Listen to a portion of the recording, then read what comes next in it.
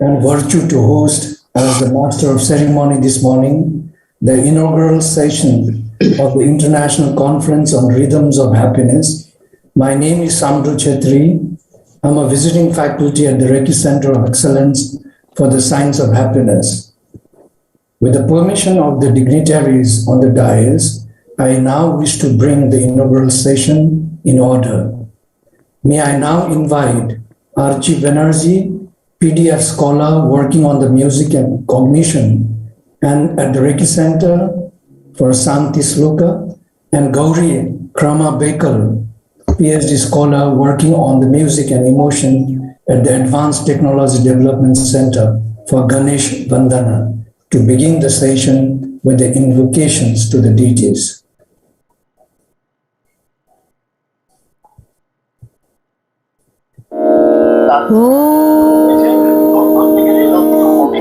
मधुबातारितायते मधुक्षरन्ति सिन्धवः माध्वीर्णः सन्तोषधीः मधुनक्तामुतोषसि मधुमत्पार्थिवहं रजः मधुदौरस्तु नो पिता मधुमानो वनस्पतिर्मधुमाहुमस्तु सूर्यः माध्विर्गावो भवन्तु नः ॐ शान्तिः शान्तिः शान्तिः।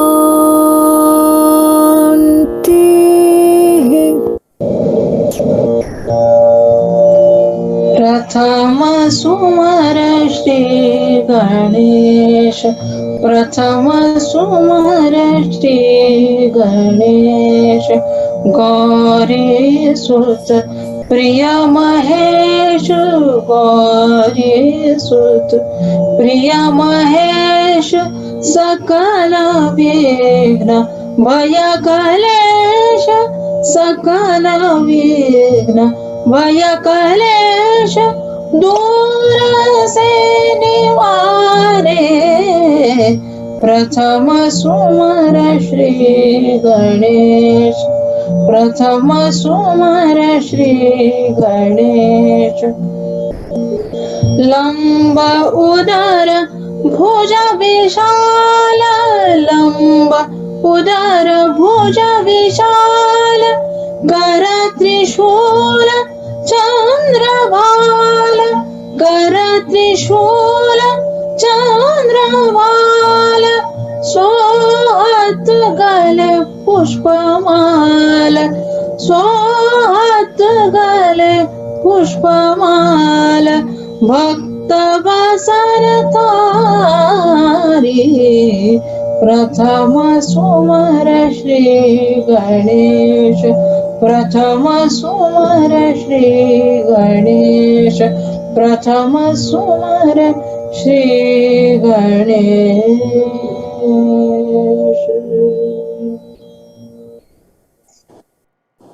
Thank you, Archie and Gauri.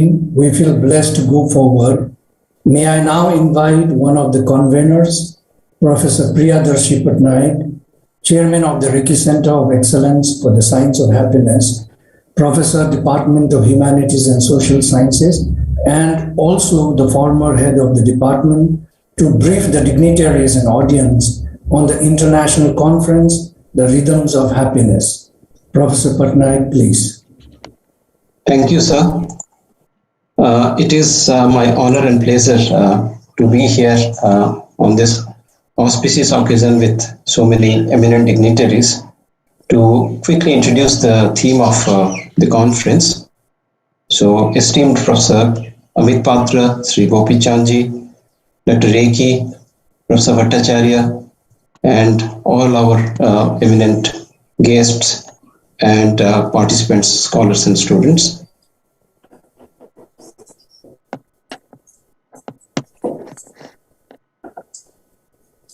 Lost you.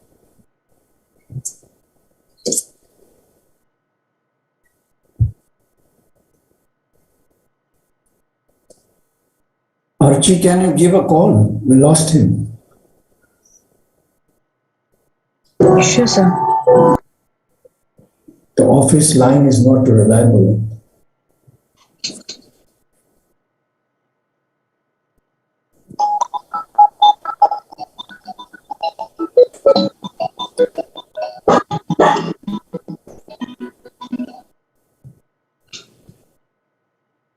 The last couple of days we are having intermittent net failure actually, which lasts for seconds, but it enough to disconnect.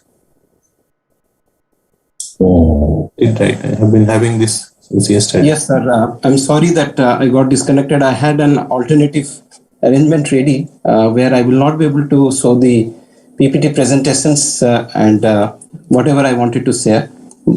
But what I would like to share right at the beginning here is that at the outset is the fact that the concept of rhythm of happiness emerged out of an accident. Some of the members of Jadavpur University and us, we were having interactions and we were planning a second conference focusing on rhythm. And the earlier conference on rhythm was related to music and acoustical properties of music and to language and linguistic components. And then we started thinking that if Reiki Center is to get involved, then how is it best done? And we realized that the moment we talk about happiness and rhythm and happiness are very strongly linked through the concept of flow, we have a beautiful concept. So that is how the term rhythm of happiness emerged. And once we started looking at the concept of rhythm of happiness, we realized that the rhythm of happiness pervades all walks of life. It is a part of our everyday life. It's a part of the way that the brain operates, a part of visual arts, painting, music, dance, a part of speech and linguistic components, as we have discussed. But there are biological rhythms, there are rhythms of the geographical rhythms, rhythms operating at various levels. And that made us realize that this is something which is worthwhile. And as we started discussing and started requesting people to join, we found that in each of these areas, many eminent speakers kindly agreed, probably because of the theme. And that's why we said that we were blessed, both IIT Kharagpur and Jadavpur University, that many eminent people came forward. And so we have with us Gopi Chandji. We also have a beautiful Legdem program by Pandit Ajay Chakravarti ji.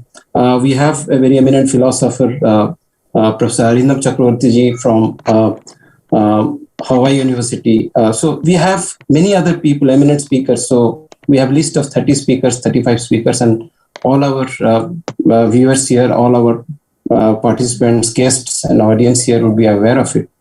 And that is how we have been able to put together this conference. In fact, our curtain raiser on 9th yesterday was supposed to begin with 2 workshops by Sandhu sir and Kimchi Moyer, but we ended up having another 5 to 6 talks because we had so many talks lined up and so many people joined. So I'm happy to welcome all our eminent speakers, all our participants, because we have more than 55 to 60 papers in the contributory parallel sessions. So at the end of the day in this conference, we have 80 plus presentations in various ways. And we are extremely happy that we have all these people with us today. And on behalf of the members of the conveners, Professor Arvind Rautrai, myself, Professor Samir Karmakar, and Professor Deepak Ghosh from Jadavpur University, we welcome all our participants, and we welcome, of course, all our guests, and of course, our Deputy Director for kindly joining us to inaugurate this event. So thank you very much. I'm sorry for the abrupt break, because of which the well-designed, crafted PowerPoint which I had, where I wanted to share with you all the people and all the scope of the conference is something which I've not been able to share. But nonetheless, thank you very much. Over to Sandhu sir. Namaste. Thank you, sir. Now it's my honor to invite Professor Amit Patra, Officiating Director Indian Institute of Technology, Kharagpur, for his opening remarks. First, let me introduce him very, very briefly. Professor Amit Patra, currently the Deputy Director, IIT Kharagpur, received the BTech, MTech and PhD degrees from the Indian Institute of Technology, Kharagpur in 1984, 1986 and 1990 respectively. During 1992 and 93 and in 2000, he visited Ruhr University Bochum, Germany as a postdoctoral fellow on the Alexandra von Humboldt Foundation. He joined the Department of Electrical Engineering at IIT in 1987 as a faculty member. He was the professor in charge Advanced VLSI Design Lab at Kharagpur during 2004 to 2007. Between 2007 and 2013, he served as the Dean, Alumni Affairs and International Relations at IIT Kharagpur. Since 2013, he has been serving in a voluntary role of the Executive Advisor, Institutional Development at IIT Kharagpur, along with his regular role as the Professor of Electrical Engineering. His current research interests include power management circuits, mixed signals VLSI design, fault diagnostics, prognostics, and embedded control systems.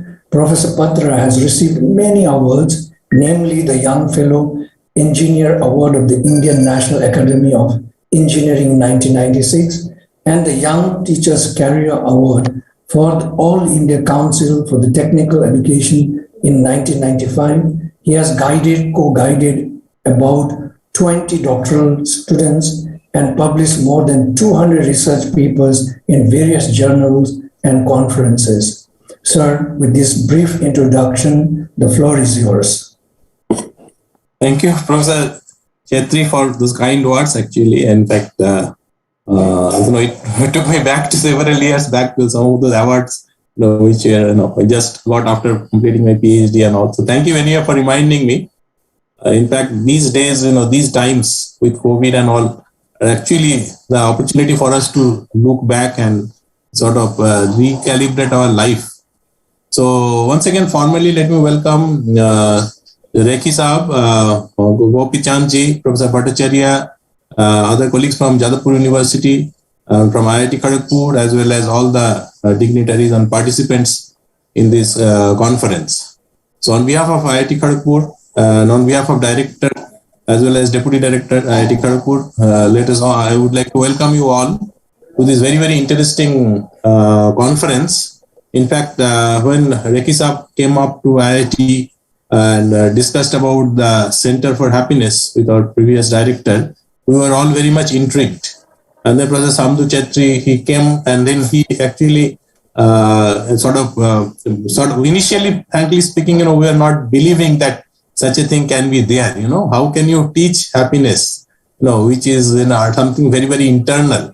But then Professor Samdu Chetri, came and gave a lot of talks and sort of made some impact in our mind that yes, certain things are possible. It is again, now we can relate. Now this is something like innovation.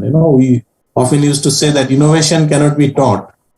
Yeah, but probably certain things has to be inherent. But once you have the spark of innovation, you can, how to go about it to make it a reality.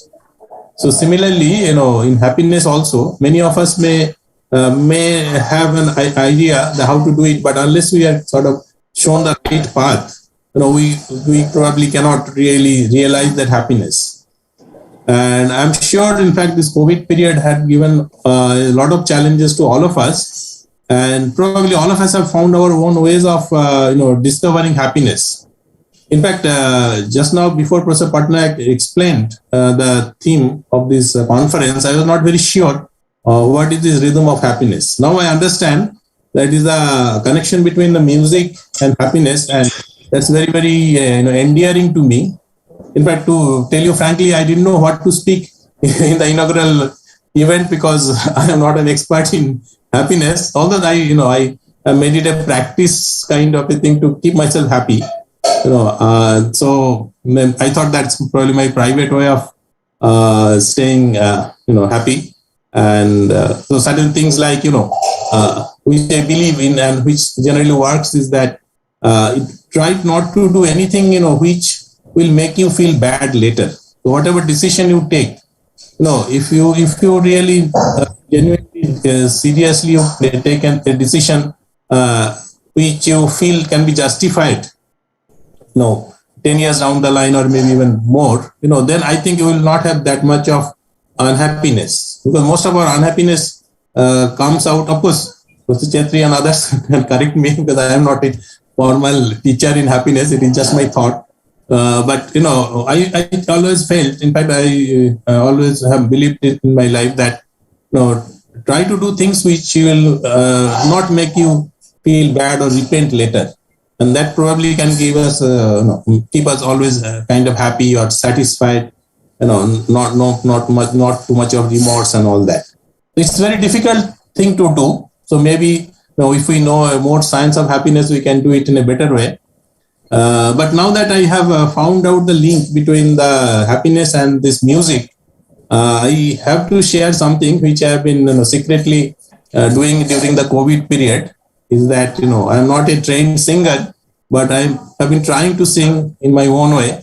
So let me see whether I can share one song which I have tried to sing, and let me first see whether it plays and whether you can hear it, and after that I'll conclude my brief speech. So I have to share with sound also, right? Share sound. Let me share my screen. Yeah, and now.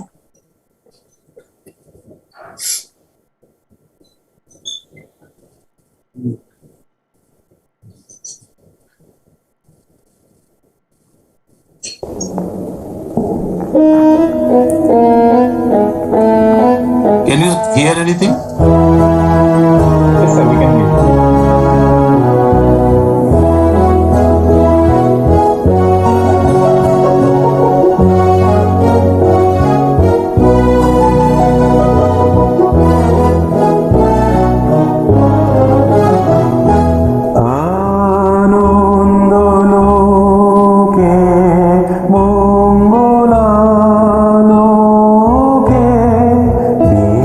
Mera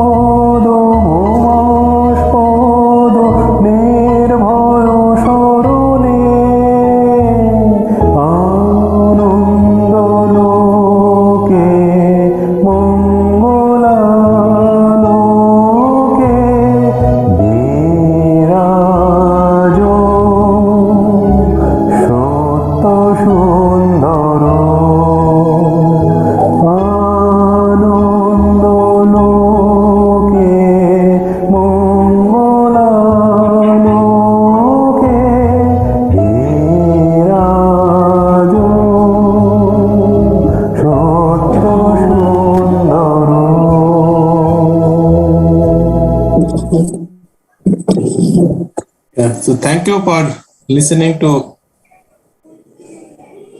the song. Sorry, it is in Bengali, so some of you might have understood the lyrics very much, but it's a song from Tagore, Rabindranath Tagore. Many of the words are actually from Sanskrit. So hopefully, many of you would have understood. And the music is actually from South India. It is music. The tune is, it has been adapted from some Maheshwari bhajan, right? Some bhajan from Mysore. There are a lot of songs with this same tune in various parts of the country.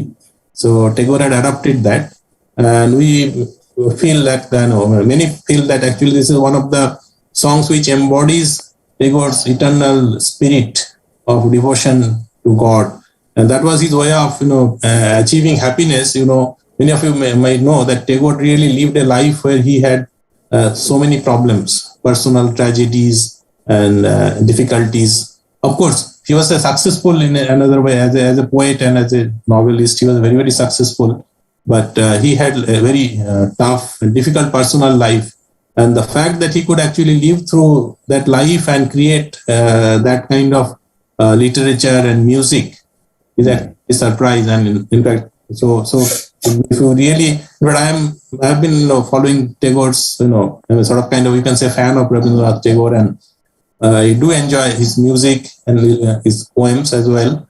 So that also gives us a lot of inspiration and support. Whenever you are in difficult situations, that, okay, we have Tagore who lived in such conditions, so my situation is much better than him. So I should be able to live through it very happily without any problem.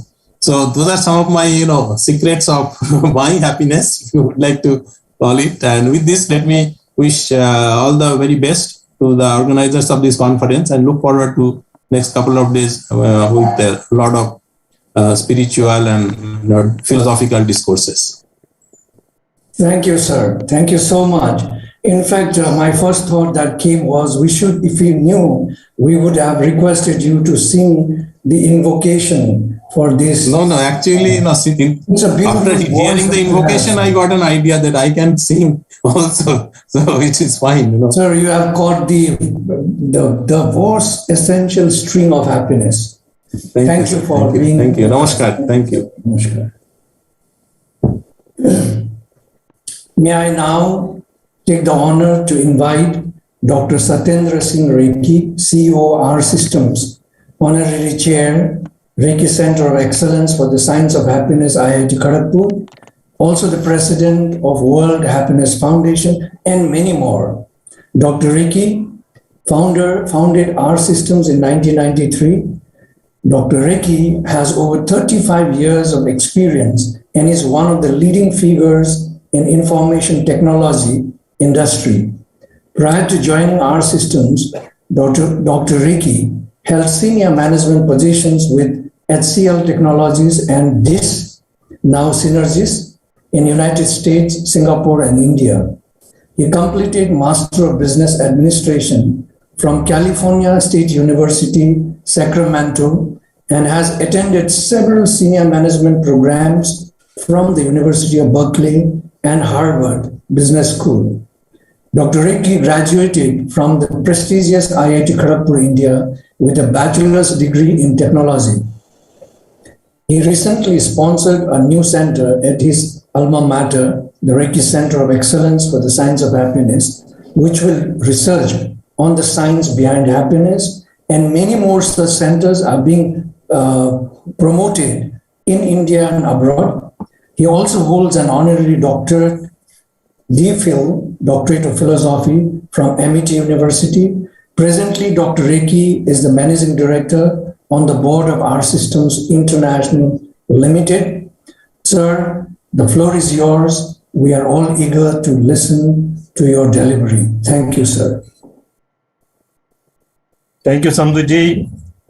Professor Patra, you're a wonderful singer and you're a very happy singer. I think the song that you gave provided Anand to all of us, at least to me, and I'm happy to hear that it's a Tagore song. I was wishing that you could go on and on, but thank you very much. And you you are actually practicing happiness, and that's what I see. Dr. Gopi Chand, most people don't know that Gopi Chand has a doctorate from IIT Kanpur, and he never likes to add that word doctor to him, but Gopi, with all these doctors surrounding you, I think it's best to expose you also that you have a doctorate and very appropriately given to you. We started the Happiness Center 5 years ago, and friends from Jadavpur University. I remember when we were in Kharagpur, we were always competing with Jadavpur University for debates and other activities, and we would beat them all the time, I think. So when we started the Happiness Center in Kharagpur 5 years ago, and now it has come up, I think as many as 3,500 students' lives have been touched. And we are doing multiple courses. And thanks to Professor Patnaik, who's done a great job of leading this center. He is an extremely capable person with very good organizing capabilities and keeping the team together. Supported by Professor Mandal and Samduji, Tanusri, Rajalakshmi, and all the wonderful people we have, this center is really doing great. After the success of the IIT Kharagpur Center, I was able to sponsor another 6 centers in India and abroad. And I think the studies in happiness are continuing. For some time, happiness studies wasn't given the distinction it deserved. People studied engineering and all the other things, but were not studying happiness. And the ultimate currency is happiness. For what I mean is that currency is used for buying goods and services. But any goods and services that you buy, if it is not exchangeable for happiness, loses its meaning. So we do need to teach happiness, and happy people are more innovative, more creative, and they do a good job in an organization as better citizens. Happiness is a dominating emotion and not a simple emotion.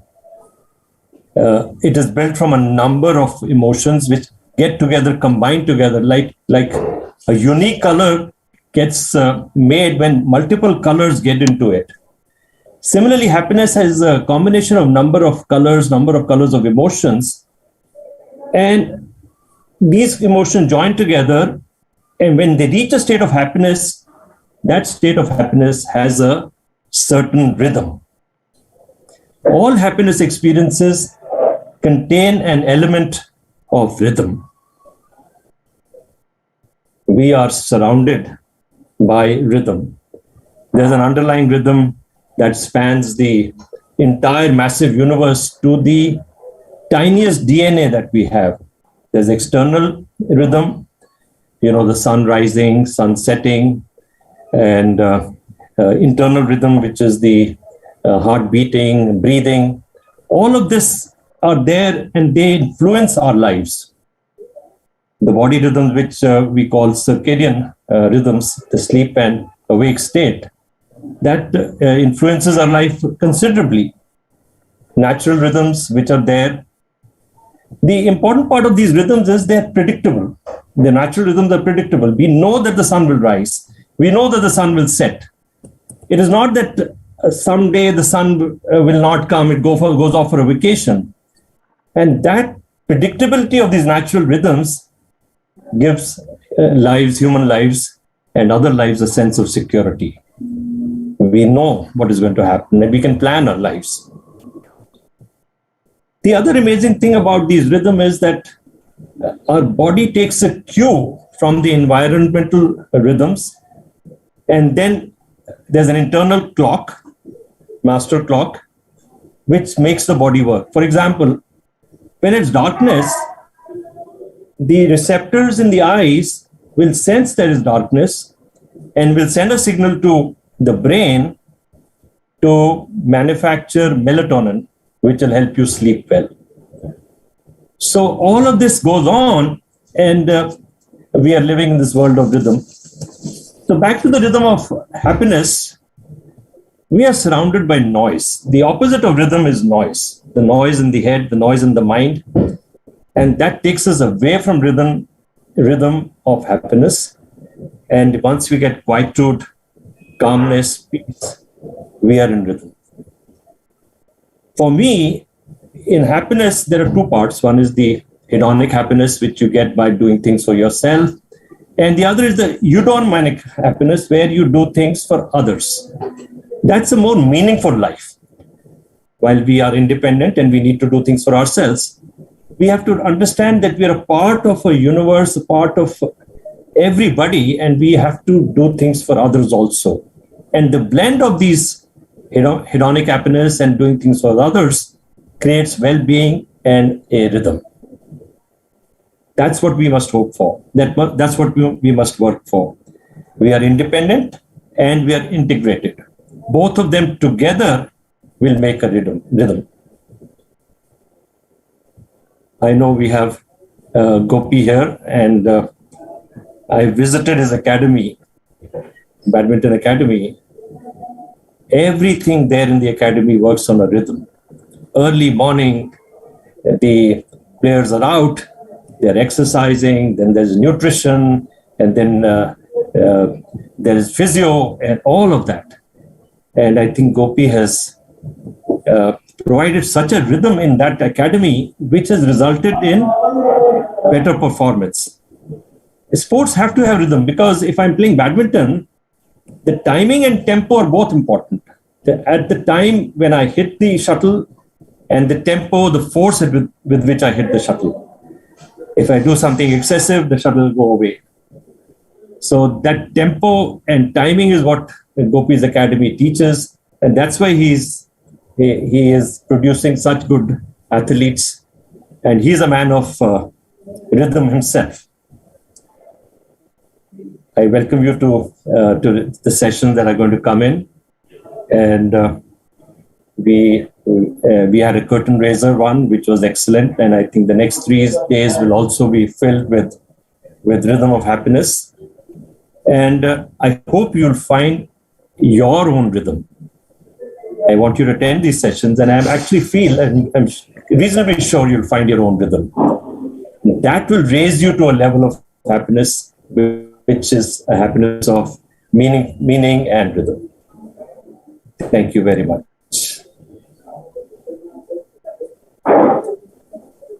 Thank you, sir. It's always a big learning whenever you speak. Thank you for hosting us this wonderful idea, and thank you for being the honored guest for us today. May I now take the opportunity to invite our special guest, Professor Chiranjeev Bhattacharya, Pro Vice Chancellor, Jadavpur University, for his address. First, let me give a very brief bio about him. Professor Bhattacharya, currently serving as the Pro Vice Chancellor of the Jadavpur University, has completed his MTech from IIT Kanpur and PhD from Jadavpur University. He has 3 decades of experience in research and teaching, alongside vast industrial exposure as an expert and consultant. His research interests include membrane separation, bioseparation, wastewater management, treatment, and environment remediations. Besides Jadavpur University, he has acted as a visiting faculty and as resource persons in several quality improvement programs for reputed institutes. In addition to at least 4 patents, Professor Bhattacharya has authored more than 200 research papers and books and chapters. He has supervised 30 plus PhD and 50 master students' theses over the years. He has graced numerous chairs in state, national, and international levels. Sir, the floor is yours. So I think I am audible. Yes, sir. Namaskar and good morning to all of you. It's my really pleasure to be present in this particular Rhythm of Happiness, the International Conference cum Workshop, which is organized by the Indian Institute of Technology, Kharagpur and Jadavpur University, truly speaking, the Reiki Center of Excellence for Science of Happiness, IIT Kharagpur, in collaboration with the School of Languages and Linguistics and Sir C.V. Raman Center for Physics and Music, Jadavpur University. So it's a 3-day conference, basically from 10th to 12th. And yesterday it was a content raiser workshop, which was held on 9th December. And this particular conference is being held in the online mode, definitely because of this COVID-19 pandemic. So this particular conference is very much pertinent, particularly under this COVID-19 pandemic situation, for which we are basically, we have suspended all the educational activities for last 20 months. And the school children, the college goers, the university students, everybody has suffered a lot because of suspension of classes, suspension of all the academic activities. And this is definitely creating a stress and depression among all the students, particularly in fact, in every segment of life. So under this particular condition, the happiness, the concept of happiness, it is very, very important. And it's really nice to see that this particular workshop is addressing a very pertinent issue under this COVID-19 pandemic situation. And particularly, we are trying to correlate the rhythm. That is already, there are a lot of distinguished speakers. I am not a very good expert at all. I don't have expertise on this particular subject. I am from the engineering discipline. Presently, just looking after the administration of Jadavpur University as well as the West Bengal Council for Higher Secondary Education. There is another thing where I'm just looking at. But basically, I don't have expertise. But the thing is that the rhythm or the discipline is very, very important in everybody's life. Everybody is aware of this particular thing. The opposite of the rhythm is definitely noise or the chaos.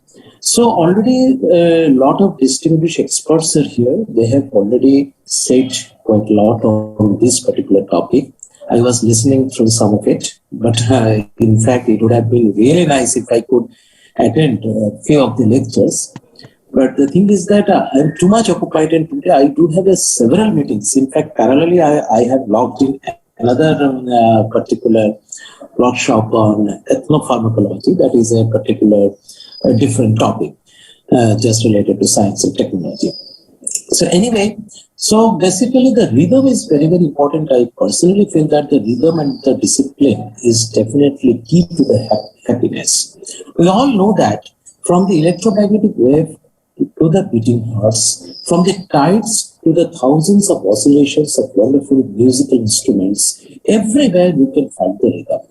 The way of human life and the way of nature are both woven with various forms of rhythm.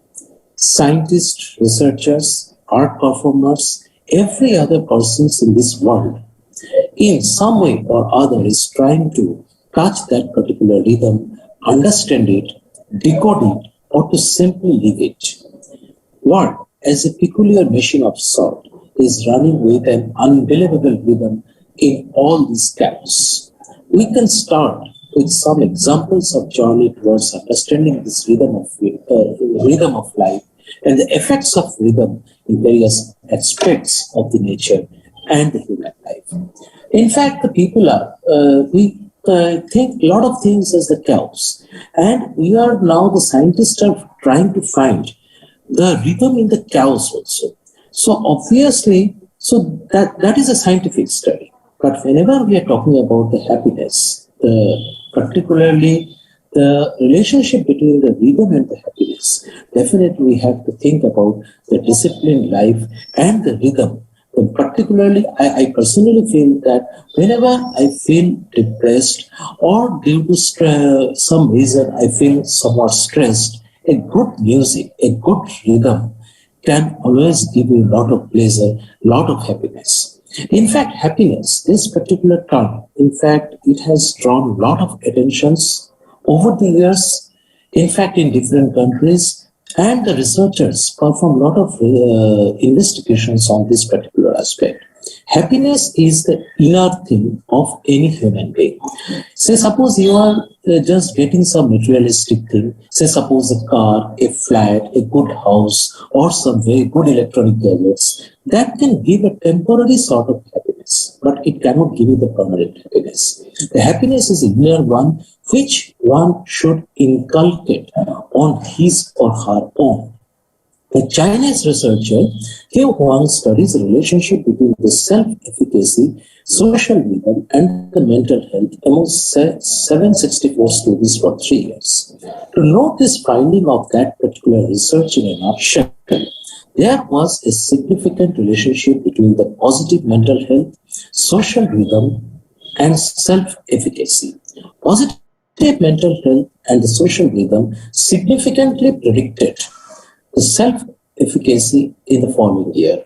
Another researcher, Hu Ming Wang, investigated in 2014 how musical rhythm affects the heart rate and tried to develop algorithm and physiological rhythm model. They found that a simple and loud rhythms enhanced arousal, while fast and loud rhythm decreased arousal. So, moreover, fast rhythms increased balance, and removal of fast and quiet rhythm increased the balance. So, these are a lot of findings. In fact, if you can, there is a lot of scientific researches also which you can find. But I personally think that the rhythm and the discipline is the key words in the happiness. Obviously, if one wish to find the happiness, so these are the two very key words: the rhythm and the discipline life. Another very important thing in the Indian culture is the yoga, that is called the meditation or something like that. So if we are trying to look after all the materialistic things, if we try to just go after money, if we try to go after the position or the power, that cannot bring the happiness. The happiness, as I told you, it's an inner thing, but which one has to inculcate from his own. So in that particular sense, this particular yoga or the meditation can give a lot of peace, the mental peace, and it can relieve the stress from the one's mind.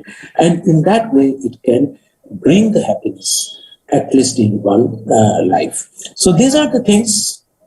Obviously, I think there will be a lot of discourses in this particular 3-day workshop on this particular topic. It's a really interesting topic, I must say. And I told you that it would be really nice if I could participate in some of these particular deliberations. But as you know that I'm now too much occupied in different administrative work. And obviously, I am also trying to find some sort of happiness in my own way. That is through meditation, through music, obviously, to relieve stress from these administrative different discourses. So I hope that it will just enlighten us about the different meanings of happiness and how to achieve the happiness, because this particular apparent happiness based on the position of some materialistic thing, it is only short-lived. It cannot give the long-term happiness. So we need to understand that, and we have to modify our lifestyle. We have to modify our goal in that way. So with this, I want to conclude. Thank you very much. Thanks a lot for inviting me in this particular workshop. Thanks a lot. Namaskar. Thank you, sir. Thank you for this guiding words of yours. With this, we will go now to the long-awaited speech of our chief guest, Dr. Pulela Gopichand, Padma Shri Bhushan awardee, for whom we are eagerly waiting to hear. Before the chief guest keynote, let me first very briefly introduce him, who does not really need an introduction. Dr. Gopichand is the chief national coach of the Indian national badminton team. In 2001, he won the All England Open Badminton Championship, becoming the second Indian to achieve the feat after Prakash Padukone, a recipient of the prestigious Arjuna Award, which is given to recognize outstanding achievements in national sports. He has also won several other accolades for his sporting achievement. He was interested as a young person in sports, definitely, but cricket was in his heart. At the urge of his brother, he was made to play badminton instead, and he played it as a recreation, but eventually started practicing it and winning competition. He went on to serve as the captain of the Indian Combined Universities badminton team in 1990-91, which made him realize that he wanted to pursue badminton on a professional level. His parents wanted him to become an engineer, but he preserved and received training from the likes of Prakash Padukone, Ganguly Prasad. Following a successful career as a professional player, he set up the Gopi Chand Badminton Academy to train upcoming Indian players of the sport. He was honored with Padma Bhushan, India's third highest civilian award, in 2014. Sir, may I request you to take the floor? Thank you.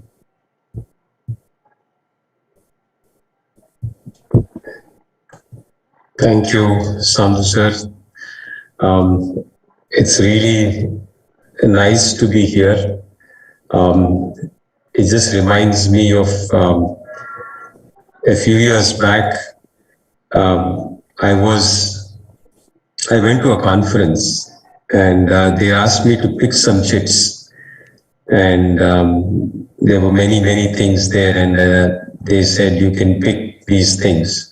So I thought it was something where if I pick this, I would know the answers of this. So I picked those questions and I kept them with me.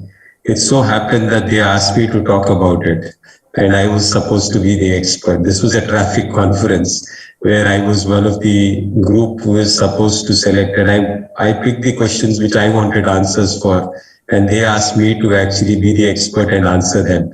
So this is some kind of a situation like this.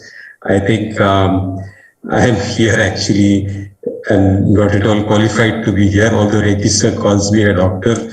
I don't think I'm real doctor, so I think the real people who are actually here, who have actually studied this, have mastered it. And for me, I think to be here in this space, to get the knowledge, I think is very critical. For me, Reiki sir has been such a great influence on my life. It's great that his vision to make happiness, the science of happiness, the rhythm of happiness, the Institute of Happiness, I think these are all beautiful things which I think he's really put his heart into, and I'm glad and happy that he's done it. Because I think some of us in this journey, and it's been my own journey, have been pushing, you push. You don't push really for happiness. You push for accomplishment, you push for pride.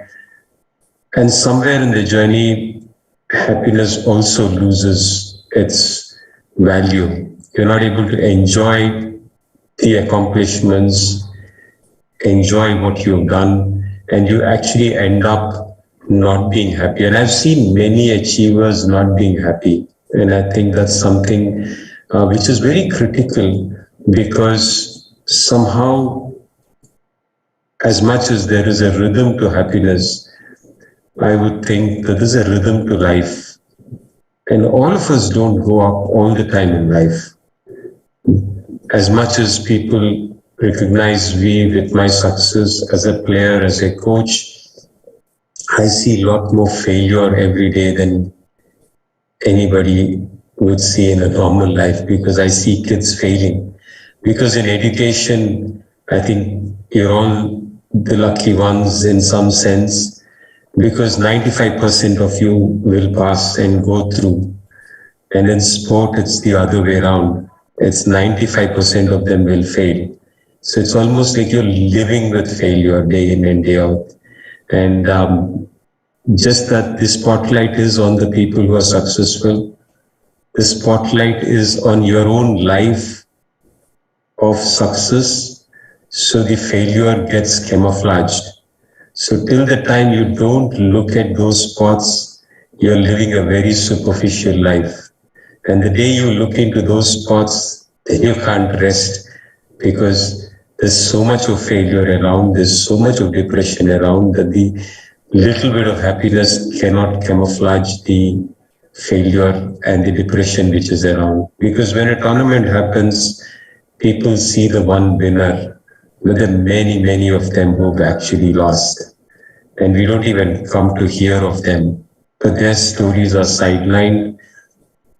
I think this fundamental difference between sport and education makes it even more critical in sport to address this issue about happiness. Because in sport, you could be a very successful athlete and retire at 30. You still have 60 to 70 years of life left with you. So you cannot have the residue of depression, of failure, carry forward for the rest of your life as a foundation.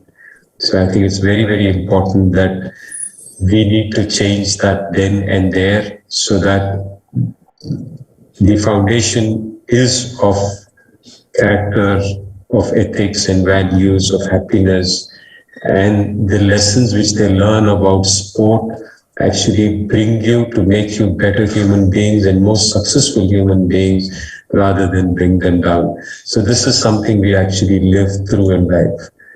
The other thing which I do believe is very important is guilt. I think the lack of guilt is something, and I would only go as far as peace, because the higher dimension of happiness, I may not be actually be able to talk as much. My happiest moments have been when I've been on court. The happiest moments have been when my students have beaten me, when I play. The happiest moments are when my students outthink me on the court. And it's strange that a very aspect of competitive player, which is winning, somewhere the day you lose, you're happy. And somehow those things are very difficult to define for me. But I think the badminton court for me is a life in a compact form. And it gives me a great amount of happiness. And these are times when you forget about what is there in the world, and you are that child. And so these are things in sport. I think it's very, very important as much as music, because these songs which were the invocation today, Archie and sung, they were divine. I just could close my eyes and I was just checking if my phone had such a beautiful audio system that it could pick up the voice so clearly. I think it was so divine. So I think music, meditation gives me a lot of peace. I can't say about happiness in that same sense. Probably it would be later. But I think for me, satisfaction is a very important thing. I think people aspire to be 100, to be number one. But I think life as a rhythm doesn't make you number one always. I think to come back and settle down at 70 or 80 and then enjoy life from there and see people who are achieving and pushing themselves and feel happy about them, I think is a great way to stay happy. I think that's important. The second thing is relationships. I think relationships are what brings happiness. I think when my students come back and when my own kids, my own friends and family do well, and you're able to celebrate those relationships well, I think that is happiness. I think the other things are very, very superficial. But when you have a kid and then she does well, simple things in the sense, somebody grows a little taller, somebody grows a little stronger, you see a little smile on their face in the morning. I think those are things which actually give you happiness, and it's almost like a booster which actually makes you keep going. So I think for me, these things are very important. At the end of the day, things which you do when you're young, when you're old, which prick you, I think you need to remove those pricks, those thorns in life and relationships, because I think they hold you back on happiness. I think it's very important that we do these things, and for every every cardiac surgeon who is aspiring to be number one, every lawyer who wants to be number one, every athlete or coach who wants to be number one, every politician who wants to be number one. I think as much as death is a surety, failure is a surety. I think we need to prepare for that. We need to figure that out. And somewhere don't fall off the cliff when failure happens, but just drop off in a measured manner so that the fall is in your control. And you can jump off when you fall down to a platform which is higher or better or bigger, but more importantly, in a space which is more satisfying and more relaxing, because life is not about all achievements, although I tell my kids that achievement is everything. But I think at some point of time, somebody has to also tell the advice that when they achieve, it's important to follow the process and find happiness in the process, find happiness in the discipline, find happiness in the rhythm. And I think it's very, very important that to find the space of rhythm in the chaos, to find the space of success in the failure, to find the golden string in the dirt. I think those things are very critical. So that our eyes should be on what we have and not what we don't have.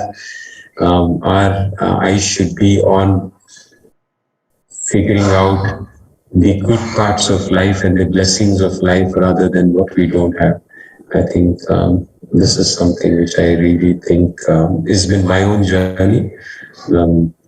Yes, I'm not really qualified to say those things, but neither am I a doctor.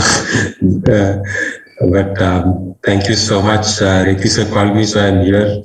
IIT Kanpur is a very prestigious institution, and I very respectedly went there because Sudha Murthy was there, Narayan Murthy was there, my friend Mohan Reddy was there, and the institute was big, so I went there.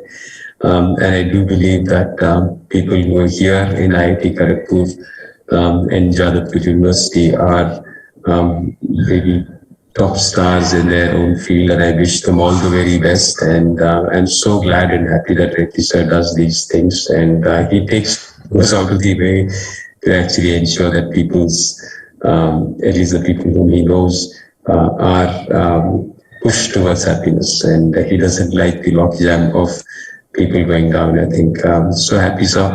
Happy to be here, and so glad that I'm here. Thank you.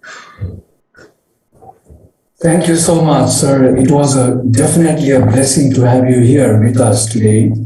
Your in-depth wisdom in life as such, and your humility, your humbleness speaks volumes about you. Thank you for inspiring our young people who are today here listening to you. It's great to hear you. Thank you so much. Thank you so much. Now with this, may I request one of the conveners to kindly deliver a vote of thanks, please.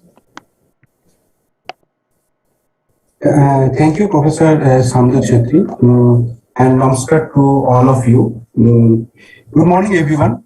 It gives me great pleasure to take this opportunity to express my sincere gratitude on behalf of Chondo 2021, Rhythm 2021, it is also known as Rhythm 2021, organized by the Reiki Center of Excellence for Science of Happiness, IIT Kharagpur, in collaboration with the School of Languages and Linguistics, Jadavpur University, along with the C.V. Raman Center for Physics and Music, Jadavpur University. We'll be happy to let you know that Chondo 2021 happens to coincide with the year that is being globally observed as the International Year of Sound 2020-2021, makes this occasion doubly celebratory. I would first like to express my heartfelt gratitude to our patrons, Professor Virendra Kumar Tiwari, Director IIT Kharagpur, and Professor Suranjan Das, Vice Chancellor of Jadavpur University.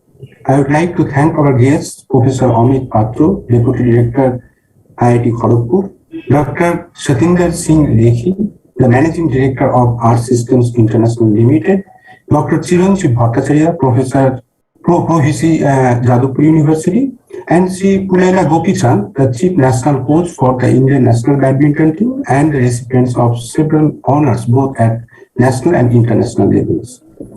I would like to thank all the esteemed speakers and participants for their valuable lectures and scholarly presentations, for their support, cooperations, and enthusiastic participations. I would like to extend my earnest gratitude to the esteemed faculty members of Reiki Center of Excellence for the Science of Happiness, IIT Kharagpur, namely Professor Priyadarshi Patnaik, Pandit Ajay Chakraborty, Professor Samdu Chetri, Professor Aurobindo Rautre, Dr. Atoshi Mohanty, Dr. Rajlakshmi Guho. Thanks to Dr. Jinia Mukherjee, Dr. Tanushree Datta, Dr. Bonini Lahiri, Dr. Dipta Piplai, Dr. Annay Mukherjee, Dr. Anuradha Chaudhary. Thanks to my esteemed colleagues, Professor Indranil Datta, Director, School of Languages and Linguistics, Jadavpur University. My sincere regards to Professor Deepak Ghosh of Sir C.V. Raman Center for Physics and Music, Jadavpur University, for his constant encouragement and guidance. Thanks also to Dr. Ranjan Sengupta of Sir C.V. Raman Center, Jadavpur University. I would now like to take this opportunity to express my gratefulness to the Acoustic Society of America and International Commission of Acoustics and CP Kharagpur for their financial support, management, and generosity. Their commitment to the cause of furtherance of education, research, and development is humbly acknowledged and deeply appreciated. Thanks to Dr. Utsi Banerjee and Ms. Gauri Karambelkar for their wonderful invocation. Special thanks to Professor Samdu Chetri for his role as the Master of Ceremonies. I would also like to extend my earnest appreciation to all the scholars and volunteers who have been working tirelessly over the past few months to give shape to this academic feat of truly international proportions. Special thanks to the technical team for their constant technical support, which we pray to continue to receive till the end of the conference. Thanks to Dr. Shankhu Sannal, Dr. Utsi Banerjee, Mr. Ankur Shukla, Ms. Junmoni Borhain, Mr. Diganto Panda, Mr. Raju Mullik, Dr. Pinaki Gayen, Mr. Piyush Gayen, Dr. Orko Banerjee, Mr. Ratul Ghosh, Mr. Sopunno Roy, Ms. Megha Bosu, and all others for your tireless efforts, valuable support, and ardent engagement to make this event a grand success. Thank you all. Namaskar. Thank you so much. Thank you, our honored dignitaries, guests, and audience. Now we close this session. Thank you so much, everyone. And we'll begin the next session at 10:30 for those audiences who will be attending. Very, very interesting talks by Professor Manas K. Mandal, which will be keynote, and Professor Joy Sen. Thank you. Bye for now. Thank you, everyone. Look forward to a great program tomorrow. Bye. Thank you, sir. Thank you, sir. Thank you. Thank you. Thank you, Gopiji. Thank you, Reiki, sir. Thank you, everybody. Thank you, Manasda. Thanks to Sandhu, sir, and everybody else. Thank you.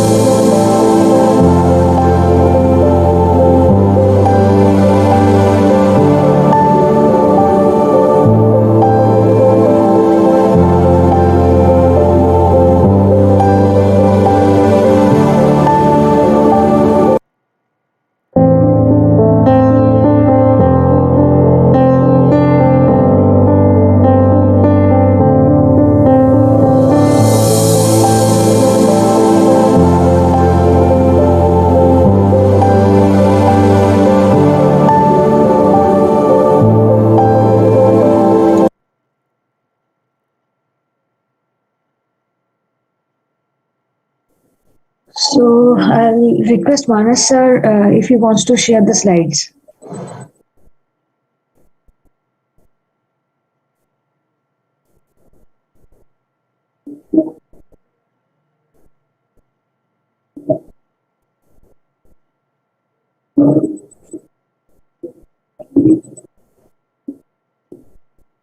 It's fine, sir. Just you have to make it full screen.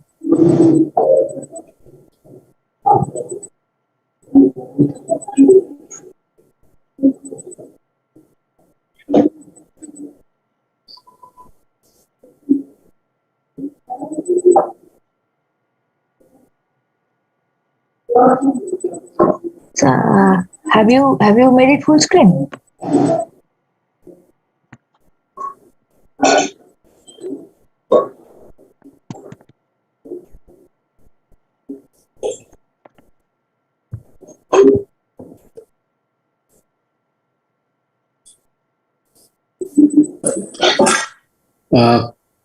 Manas sir, I think he is muted.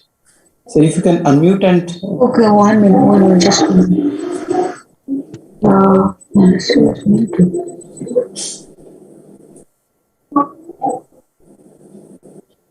Now, sir, can you unmute yourself? Not. He has not been made a co-host. Actually, you can see the full screen. No, sir. Can you just reshare? Because can you reshare it? Sometimes it happens that. It's creating trouble. I know it will create trouble.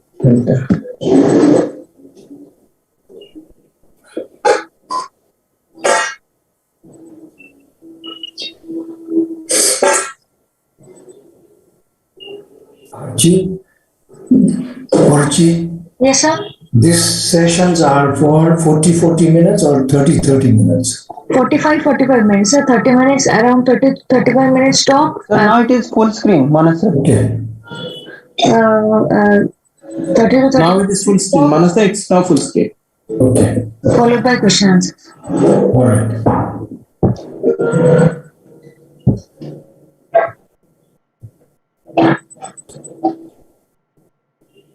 Yes, sir.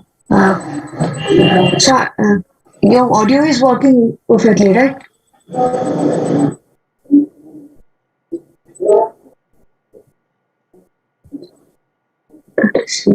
He's on mute, Archie. Sir is on mute. Okay. Yes. Oh, sir. Sorry. You can listen to me? Yes, sir. Actually, I'm searching for your video. We'll have to spotlight. Shalini, if you are present, please spotlight Manas, sir. Don't think. Now I can see you. Yes. Okay. So we are good to go. And, sir, if you don't mind, please change your slides. I hope Zoom won't create any problems in that. No, it's not moving. No. Yeah, it's coming. I mean, what really happens if you keep it for some time, then it freezes for, at times. So you have to go to the next and then only it will go. Yeah, it is coming. It's coming. Okay.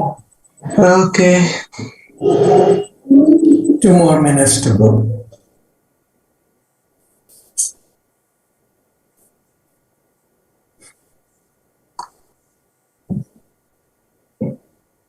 Gopiji was excellent. He was such a moving speech. And it all comes from his heart. Exactly. We felt that, basically. And the 5% success and 95% failure was really an eye-opener. Oh, it's an eye-opener. And retirement at 30 years and living the rest of the 40 years or so.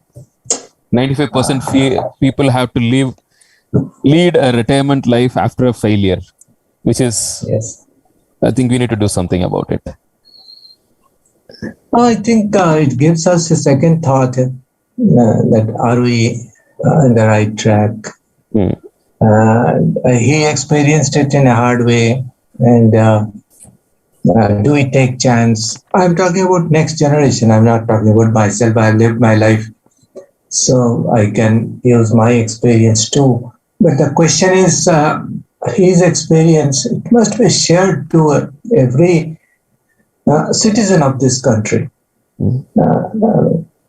It's just not a professional coach. I visited his academy, met him a couple of times, but never intrigued, never found so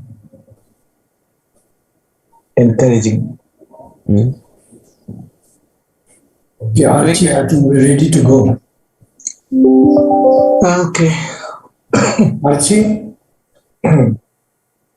Yes, sir. We can start the session now. Ankur, will you play the before beginning our session, we play the theme video and then we start. So it is just kind of a marker. So I'll request Manas sir just to unshare for a moment. Okay. And then Start recording.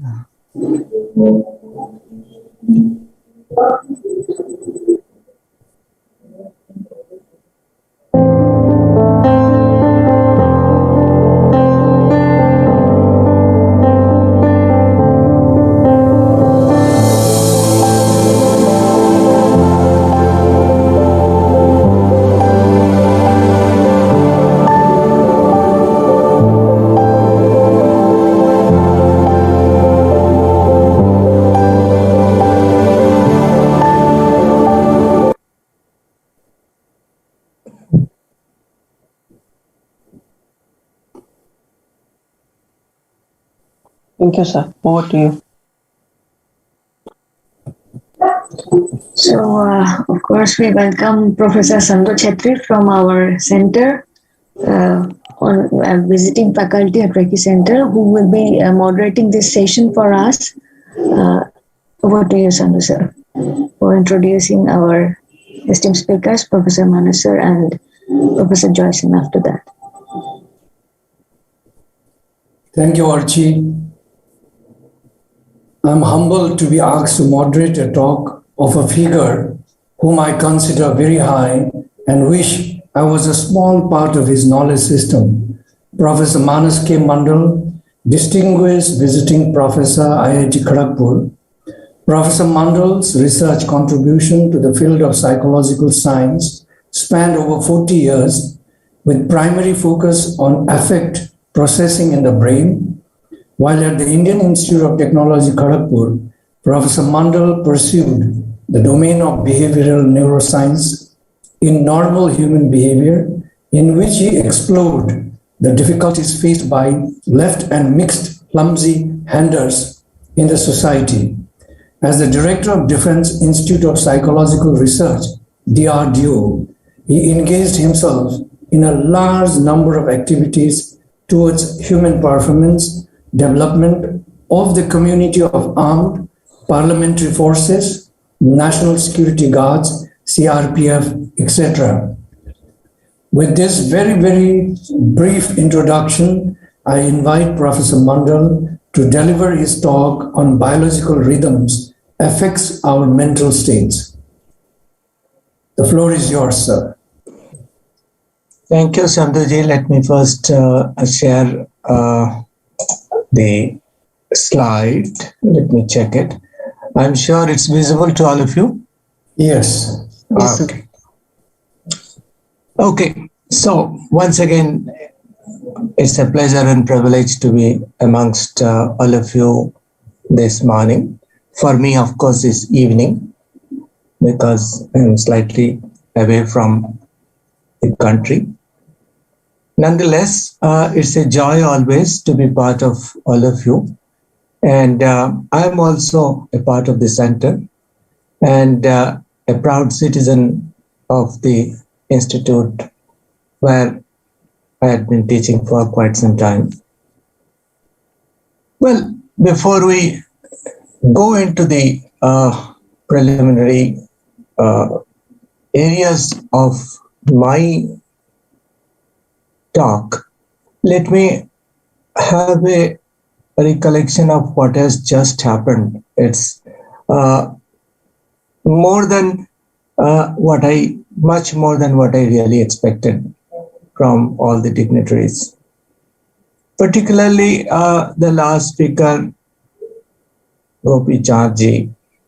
I mean, I felt that most of us who are in the academic background try to talk from our head, but he talked from his heart.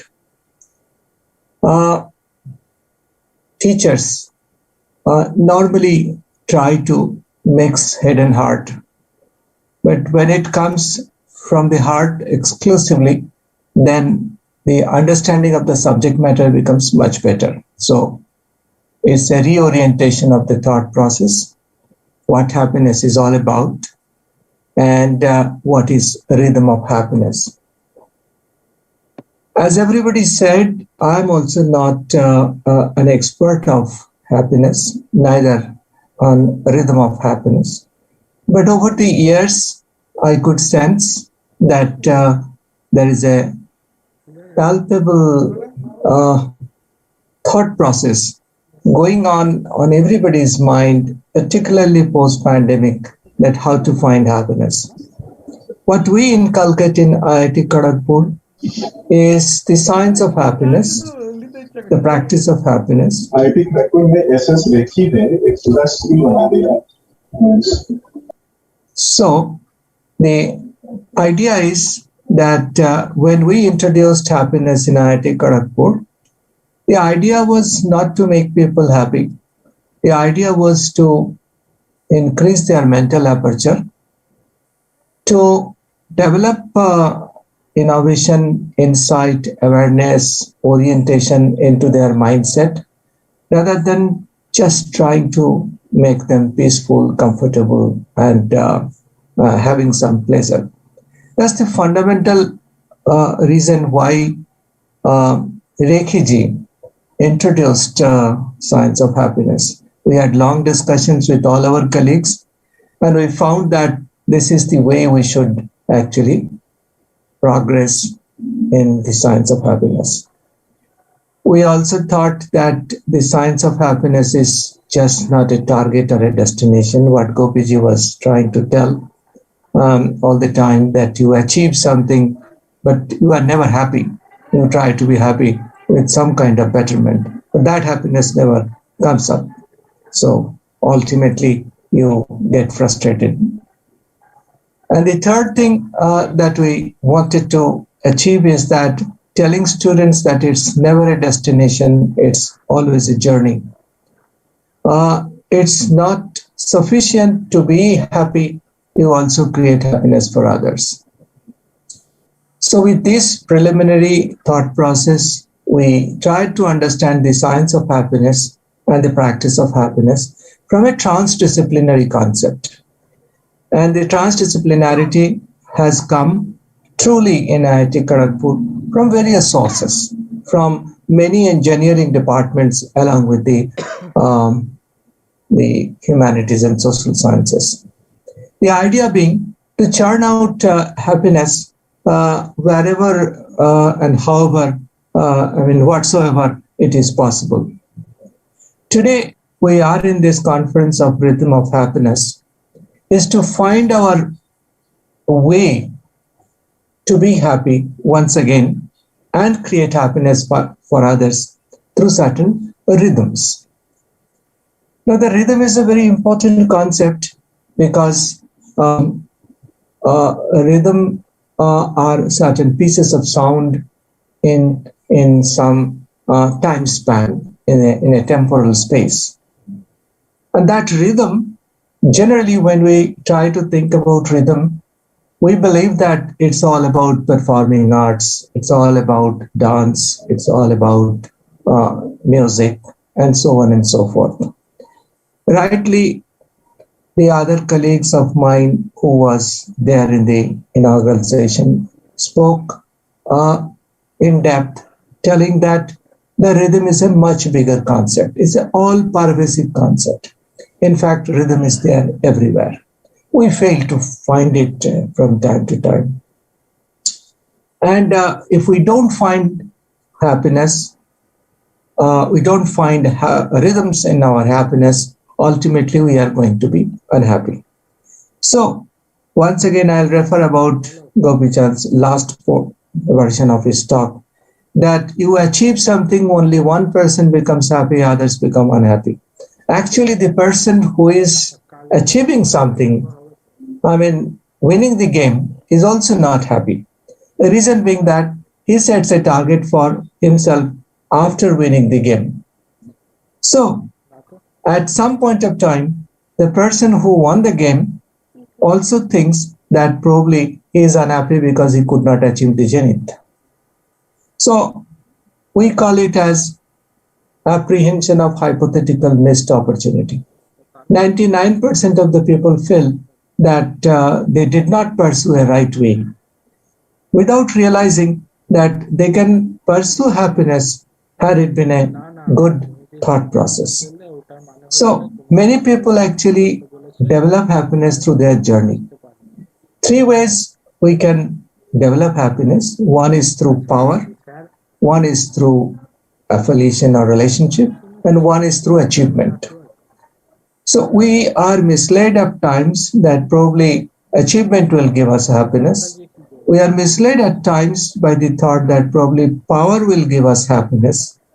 Ultimately, what we understand that it is the relationship or the affiliation which gives us happiness. In our life, all kinds of conflict comes.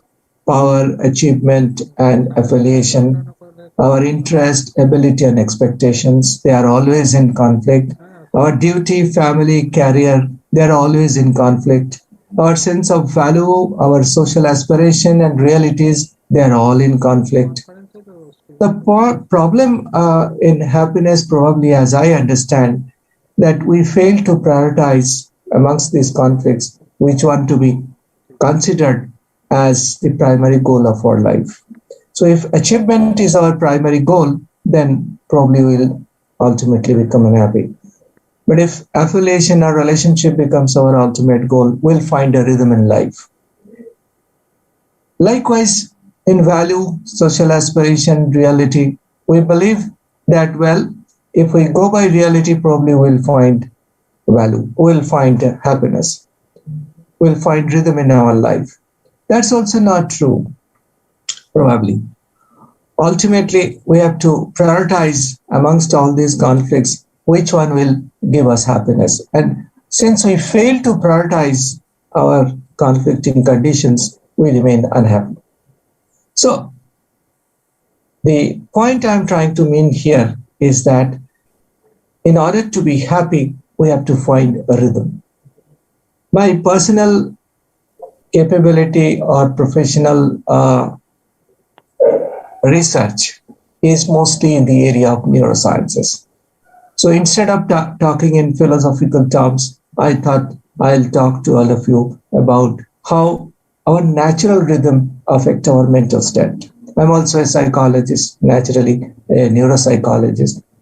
I'll try to tell you, if we find a rhythm for each and every activity that we do, we'll find happiness. We'll talk about those through certain slides.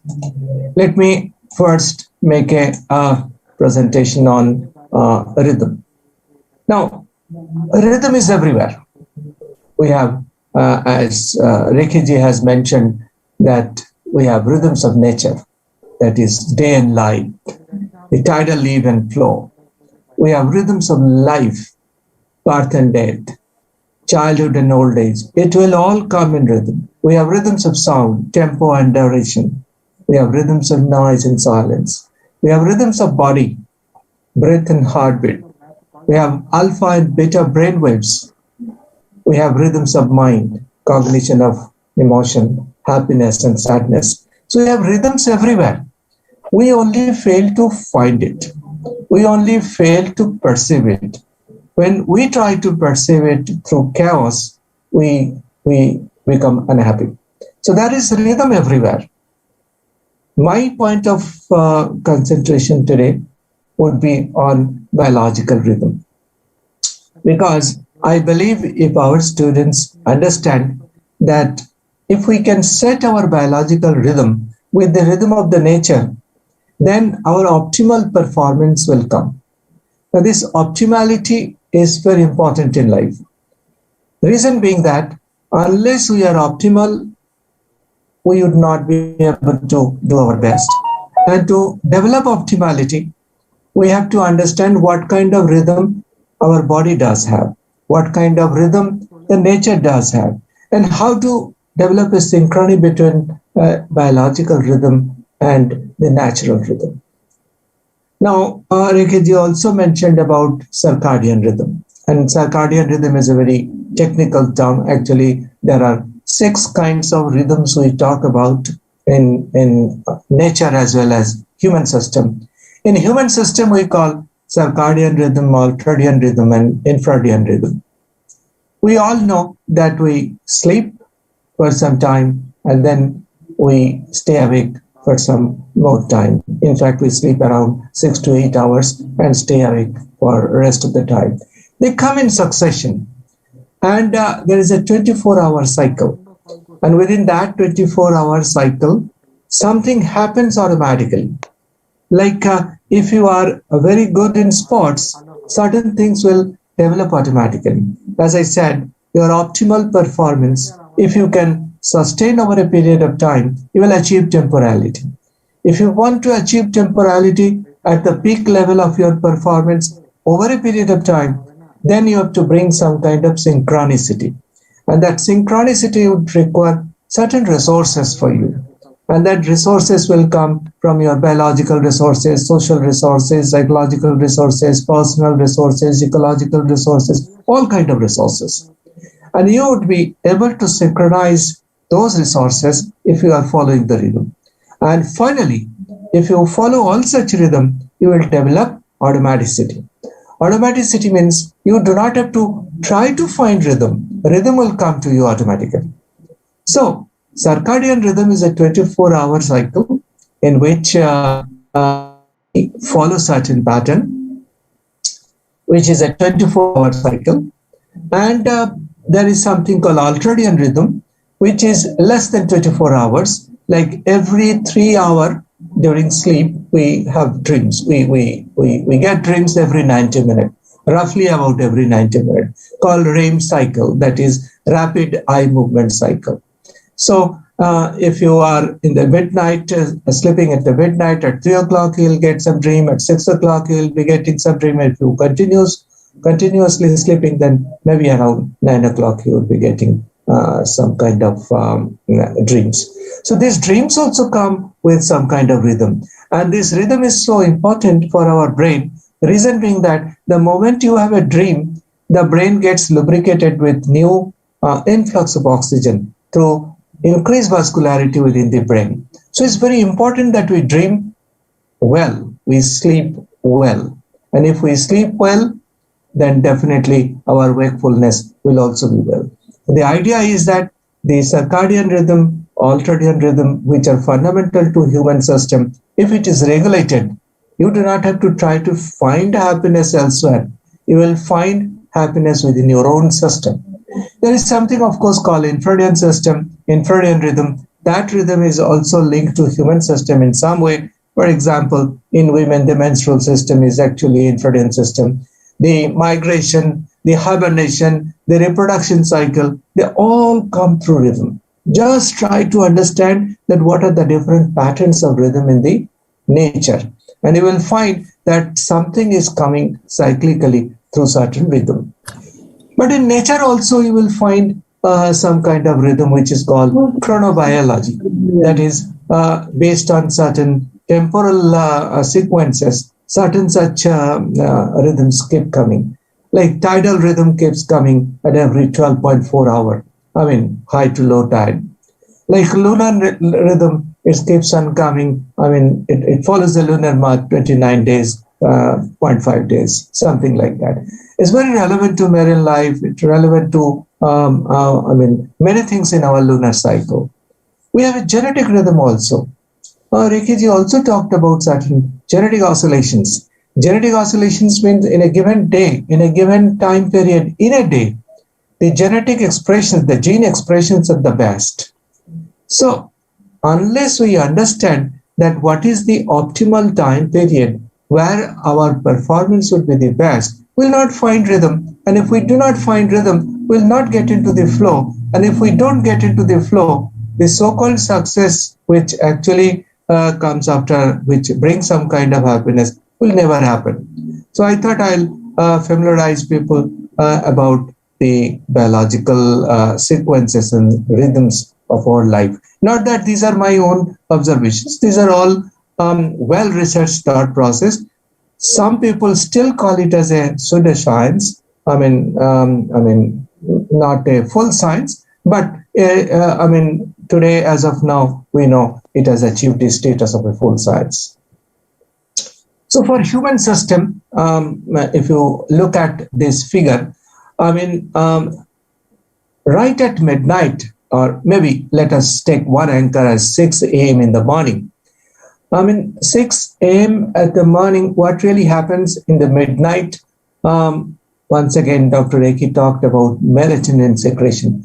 Melatonin is a hormone which is secreted by a part of the brain called hypothalamus. And within that part of brain, there are certain nucleus called suprachiasmatic nucleus. They actually release melatonin. The moment melatonin is released, you actually tend to feel sleepy. And we sleep throughout the night. And by 7 o'clock, we actually get up because the melatonin stops secreting and the daylight comes up. The moment eyes get the daylight, the melatonin secretion stops. So, by noontime, you get your fastest reaction time, you get your best coordination, you get the greatest cardiovascular efficiency, by the evening time. But 6 p.m. onwards, your blood pressure is high, your body temperature is high. Then the melatonin starts secreting by 9 o'clock in the evening. So what really happens that if we follow this sequence by so-called discipline, you can call it rhythm, you can call it discipline, you do not have to think about how best you can perform. Now, performance in all senses, like it can be a physical performance, it could be a mental performance, a cognitive performance, and an affective performance. Your performance would be best if we can follow a particular sequence. That is, our rhythms of life, when it is confined and described within the time period of a 24-hour cycle, which we generally call as sleep-wake cycle or rest-alertness cycle, every 3 hours we develop some kind of alertness and then we fall down. I'll tell you how our mental abilities also get a peak at certain point of time. Now, what really happens, systematic studies have shown that if we can follow this kind of rhythm, we can anticipate change even within ourselves. We can understand why we are doing good and why we are doing good because we are in the flow. And if the flow is broken, then we would not be able to do our best and we would not be able to anticipate what next is going to happen. So, its biological adaptation or biorhythm is basically a rhythm for adaptation. We adapt ourselves, our lifestyle with the rising sun and setting sun. It's a natural internal process. And this natural internal process, once you have it, then you have it throughout your life. And what we call as discipline is basically a kind of a rhythm that you develop within your system. We generally call it as a master stroke for natural selection, because natural selection is nothing but adaptation with the change of time, with the change of space. And since, even Charles Darwin was very much impressed with the concept of our natural rhythm. And he says that we can adapt so well simply because we have the capacity to adapt. So the adaptability, it increases the adaptability of species to Earth's rotation. So Earth's rotation has to be taken into consideration when biological rhythm are to be understood. Day and night, sleep and wakefulness cycle are all relevant concepts, therefore, in the area of rhythms of life. Now, someone also in the beginning spoke about light, and the role of light is so important in our life. The role of light is important because the moment there is a flash of light, it actually goes inside the brain. The brain is dull, during night time. When you are in complete darkness, the brain is dull. Now, when the brain is dull, it does not process enough cognitive material or information as it does when it does it during the daytime. So, moment there is light, it actually hits a particular set of nucleus called suprachiasmatic nucleus, which is inside a particular brain area called hypothalamus. And when these nucleus are charged, then the pineal gland in the brain discharges several inputs to various areas of the brain, and it virtually affects the entire body system. I'll not go into the biology behind it because that's not the purpose why I'm talking to it. The point I'm trying to tell here that if we are not sleeping during daytime and stay awake over an extended period in the morning, what really happens, our brain gets develops inertia some kind, and it does not start functioning like a original machine. So by virtue of this control center, the performance of bodily system is coordinated with each other. The moment brain is fully activated, light is the source that hits the suprachiasmatic nucleus. That in turn actually triggers the different areas of the brain. And the moment there are different areas of the brain triggered, the brain starts functioning in a rhythmic way or a coordinated manner. So we must have noticed that there are two kinds of people. There are morning type people and the evening type people. The morning type people wake up early. They wake up early by 6 o'clock and are very alert in the morning time, very first part of the day. They are also called lugs and type A personality. Their mood actually declines post-evening. After the evening period, their mood actually declines. The opposite is for evening type people. They actually stay awake. They are mostly alert during the late evening. Many students of ours often say that, well, we can study better during evening, which is untrue because 70 to 80% of the people are diurnal. That is, they are morning type. They're not evening type. Some of us are actually forced evening type. And as a result of which, we actually create a lot of troubles for ourselves. Because without if you are a truly evening type person, then of course there is nothing to say against that. But if you are biologically a morning type person and try to be forcefully be evening type, then you actually create problem for yourself. Because those who are students particularly, let me tell you, all our memory consolidation takes place because of the biological rhythm. And if you are a morning type person, the sleep will actually help you consolidation. And if you are an evening type person, then daytime will give you some kind of consolidation. So there are people who are evening type, but they are just 20%. I have written it 70% because that's the Western statistics. And I'll tell you in the next slide why we become 70%. Initially, we were just 5% diurnal animals. That is, we are all morning type. Only with the advent of more and more civilizations, more and more urbanization, we have started becoming more and more evening type. The example that I want to show you is that if you follow this map, this map is, the photograph is taken from the space station, that middle of the night, which are those areas that got lighted. Light pollution, they call it light pollution. You may wonder that right now I am in Canada, so you may wonder that how it is possible that in one photograph the entire night sequence has been created. It's actually created on a 360 division state-of-the-art camera, but do not go into that technology. It's actually taking a photograph during night. You will find that Europe is mostly lighted, North America is mostly lighted, South America is not, Africa is not. If you go to Africa, you will find that morning type people are about 95% of the people.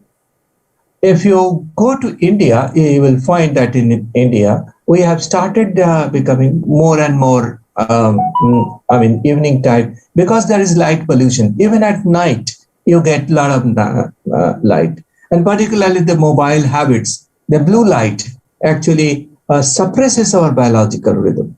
So the idea of talking about rhythm of life or rhythm of happiness is to also get this message, scientific message, to forefront, telling people that why we develop some kind of suppression in biological rhythm, why we develop some kind of mental state difficulties because of this light pollution. So 83% of the, this photograph has been reported, actually presented in Time magazine, the famous magazine, and the map was created with a lot of technological, products. Now, 27% of the people in this world live under sky glow. So those who are more in living under sky glow or the pitch dark conditions, particularly in Africa and South America and part of Siberia, their biorhythm is not suppressed. Blue lights, of course, suppresses our biorhythm. So evening type compared to morning type have a greater predisposition to psychological disturbances. Because if you are a forced evening type person, that is, as I said, 95% of the human race is actually diurnal. But now that we get about 70% of the people are only diurnal, 30% of the people have become, evening type, and they are manifesting lot difficulties. So this is the research has been found. So what I mean to say is that the rhythm in our biology actually keeps us happy. Because if you are rhythmic, many a times we sleep more and more, but don't get rejuvenated. Suppose you slept, 8 hours or 10 hours, past 2 o'clock in the evening, night, and you may sleep till 12 in the morning, noontime in the morning, you will still not feel rejuvenated if you are a morning type person. The problem, therefore, is that our tendency, our circadian tendency sustains our well-being. You may try to become happy through certain entertainment, through certain activities. You will not become happy because your sleep-wakeful cycle is disturbed.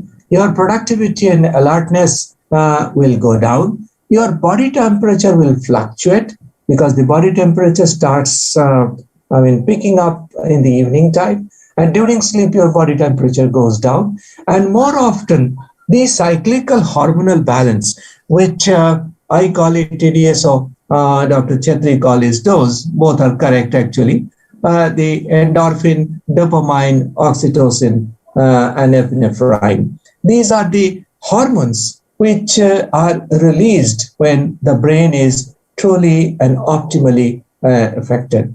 Now, these 4 hormones are actually important for our happiness, joviality, in terms of some kind of peace, some kind of happiness, whatever way you mean to say. These hormones would not be released if your biological rhythm is disturbed. So, the balanced circadian rhythm improves our mood. So, philosophically, through other practices as well, we may try to become happy, but biologically, you would be inhibited always. You can still become happy, but the question is that if you are biologically happy as well, if you have a balanced circadian rhythm, then of course your happiness could be achieved at a much quicker point of time.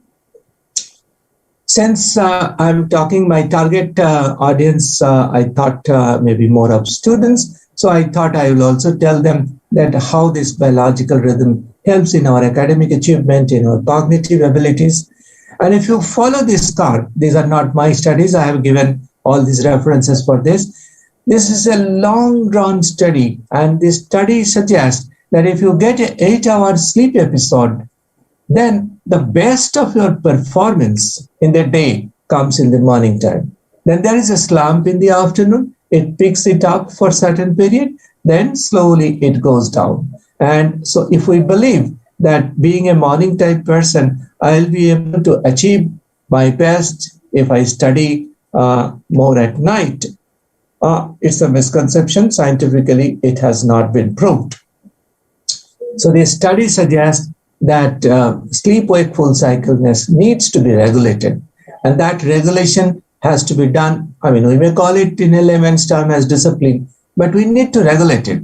And if you try to develop your cognitive ability, your intellectual capacity, it has to synchronize with our biological rhythm. So if you are doing some effort-intensive cognitive task, some top-down executive control, like your working memory, task switching, vigilance, all these are high-powered cognitive ability. But these high-powered cognitive abilities could be achieved only when your body is in rhythm. And rhythm means your biorhythm. And biorhythm is partly the circadian rhythm, or is also called at times as chronobiology. That is, over a period of time, your body must be following certain rhythm. So the best of the memory consolidation is possible only when you get a good night's sleep at around 7 to 8 hours. Finally, I would like to concentrate on the issue of musical cognition, because this is one conference where I understand that music, performing arts, dance, all these play a very major role. In fact, the deputy director has spoken a lot about it, and it's all true that the music gives us happiness. But how? The music gives us happiness because brain has an inner propensity to capture the beat of music automatically, and we don't need to pay attention for that. Now, let me give you a very small example. Now, if I have to remember a theorem, if I have to understand the nuances of thermodynamics, maybe I'll have to put in a lot of effort in that. But if I listen to a music, and then if I don't listen to it for the next 10 years, I'll still not forget. The trace of this music will remain in your system. We never forget some of the old musics, some of the old songs which we have ever heard. So the question is, where lies the trick? The trick is that when the brain is at rest and when the brain reactions to the music is seen, the brain reacts parallelly and holistically, I mean, in music. So the brain has an inner propensity to actually follow music. What Charles Darwin said, I mean, he did not elaborate in his book of music, in his book of Expressions of Emotions in Man and Animal. He says that our primitive ability is to create and listen to music, follow music, rhythm, and we develop speeches only after a certain period of time.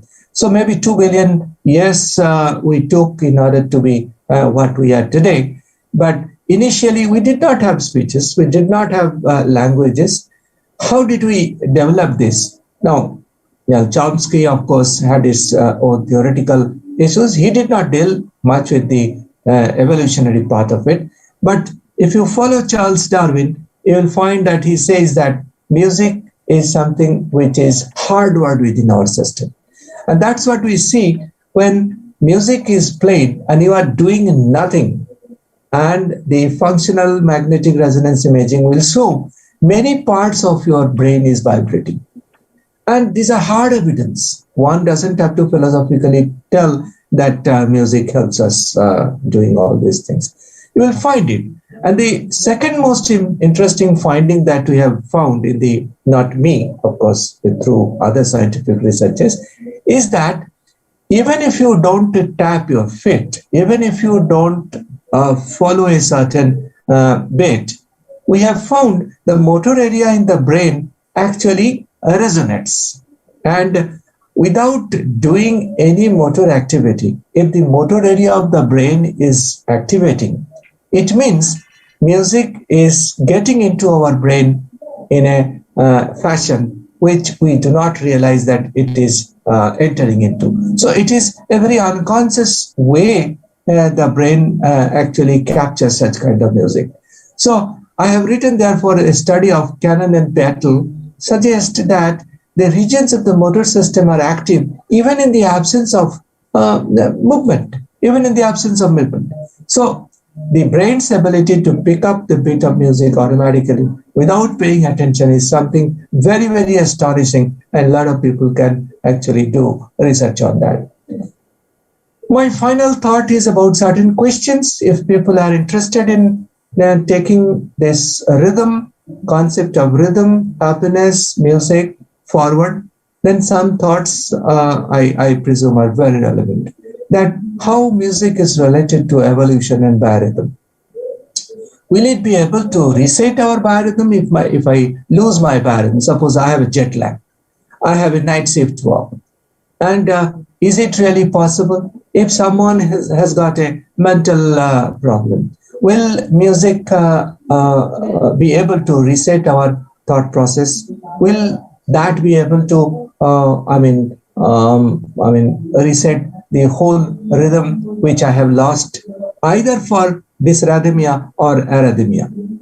Now, are we aware of our heart rhythm as well? Because the most primitive rhythm that we have is left up in our heart. The heartbeat itself is a rhythm. Do we follow that rhythm? Who we do it? Because I was in military science, I understood the importance of following heart rhythm, because when you fire a shot, the shot has to be synchronized with your heart rhythm. Now, rhythm is so fundamental and it is within us, yet we try to evade our attention and notice towards such kind of rhythm. And if we follow that rhythm, happiness, we do not have to try to find it out. It will come to us automatically. And let us also not presume that our music, we listen to music only through our ear. More and more studies on electrodermal activity have found that our skin, our kinesthesis actually are much more receptive to music. So a lot of researches can be done, biological researches can be done, electrophysiological researches can be done, neuroimaging researches can be done, signal processing in the brain can be done using music. And people have been doing it, not that people are not doing it. So how does music vibrate affect our body? Why does music sound better with the left ear? I have done some research on this issue, that why left ear is, I call it as a dichotic listening paradigm, in which if you stimulate both the ear with two different musical tones, sa and re, we have found that if they are put in the same temporal point in your brain, with these two signs, these two sounds, musical sounds, we'll listen we can't listen both. We will listen at only one, because they are put in at one particular point, a temporal sequence. And we found that the left ear is able to capture it, the right ear fails to do it. Later on we found, I have done some research on that, later on I found that the right hemisphere is the center for music, and right brain is the center for music, and right ear brain has got a direct connection with the left part of the ear. And that's what has been proven with speech disorders as well. Somebody who is a stammerer or a stutterer can speak well, can sing well, but cannot speak well. So there are a lot of scientific evidence also there. If people are interested, they can take it forward. So it is possible that in psychiatric researches, we can reset our biorhythm through music. Not only that, we can create an ambience of happiness through music. A lot of business houses today are playing music, which can actually give you momentary happiness. So some of these thoughts, which I presume out of this conference, can be taken forward to the level of doing further research. And these are certain my ideas. the final thought that there is music wherever there is rhythm, there is life wherever there beats a pulse. Igor Stravinsky actually made this statement. I found it so relevant for all of us, and that's where I need to stop, but not before I acknowledge the sources of inspiration, the whole of Reiki Center, and also for personally for me, Dr. Reiki has given us a lot of impetus for this. And I really owe to him, the center owes to him for his level of inspiration. We cannot acknowledge simply, we have to simply say that he inspired all of us to take this kind of researches forward. The other lady is someone, I am in Canada, I had got no access to anything. So I took support of my daughter-in-law, Priya Shore. So I need to acknowledge her as well. Thank you so much. Thank you so much, sir. I don't have words to thank you enough. But we are sorry that we also forgot to mention that Professor Mandal is the advisor to Reiki Center of Excellence for the Science of Happiness. I always enjoy your talk, and we have fully used our time. So with this, I would like to thank you very much. And I know no one will have questions for you because you come out so very well. You explain everything so very well that it resides into our hearts and mind, opens our locked mind to learn better and more. So we forget, all along we flow with you and we forget that we need to ask questions. With this, thank you so much for being with us and wish you a very good evening in Canada. Thank you, sir. Thank you. Thank you so much.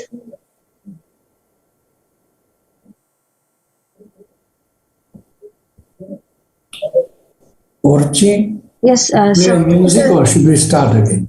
we start again, sir. So Professor Joyson is also with us. All right. Okay. So another honor for me. I'm really honored to introduce Professor Joyson, who is a deep ocean of knowledge, and his humility walks with him. This is what I have realized, and I love listening to him, his talks. So a very short introduction. Dr. Joyson is a professor of the Department of Architecture and Regional Planning, Indian Institute of Technology, Kharagpur, and former head between June 2017 to 2020. Prior to that, he had been the former head of Ranbir and Chitra Gupta School of Infrastructure and Design, IIT Kharagpur, between 2000 August 14 to June 2017. His areas of research are community and regional planning analysis and programming, and architecture and planning related heritage studies and documentation. He has a long working experience with various environmental designs programs under DFID government of the United Kingdoms between 1995-96, ISU UNDP program 1987-89, and IR3S 2011-12 in the University of Tokyo, Japan. He is the recipient of NCERT AISSE Global Medal for highest marks in social sciences in all India level, the Institute Silver Medal for the highest aggregate in Bachelor's of Architecture, IIT Kharagpur, and Best Postgraduate Thesis Award from Iowa State University, Iowa, USA.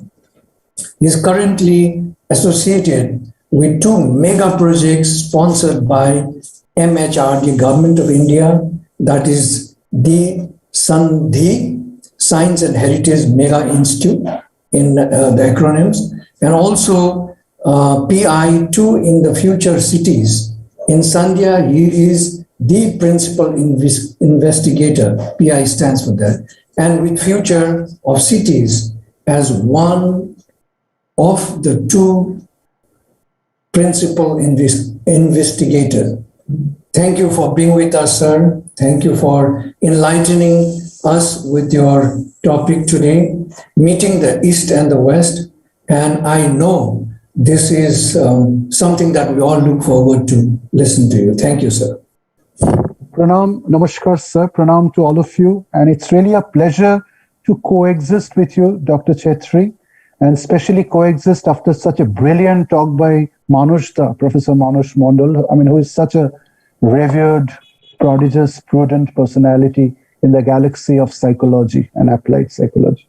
So I think we have a time constraint, and I'll quickly share the screen, which is a small PowerPoint. Tell me that it's visible to all of you. Yes. It's visible to all of you? Okay. So I'll just make it we full. Can make it full screen. Yes. Yeah. So is it full screen? Yes. Okay, thank you so much. I'll just keep the time thing on, and I think we have till about 5 minutes to 12 for this. So it's really a pleasure and a great delight, sukham, which is happiness, to be a part of this galaxy of all the scholars, the senior experts, and the very erudite scholars in the Reiki Center for the Science of Happiness. And especially in this August gathering of the rhythm of happiness, which was becoming so evident in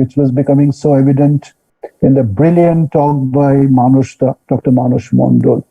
So I'm just going to continue under that in the shadow and introduce and discuss with you the works of two very sun-like solar personalities who looms the sky of the science of happiness. One is Sri Aurobindo, and the other one is transpersonal psychologist Abraham Maslow, whom I think provides a binary clue to the science of happiness. Sri Aurobindo, everyone knows, is one of the architects of modern India, especially Indian spirituality. He is a philosopher, a reformer, and most important of all, a Mahayogi. And Professor Abraham Maslow.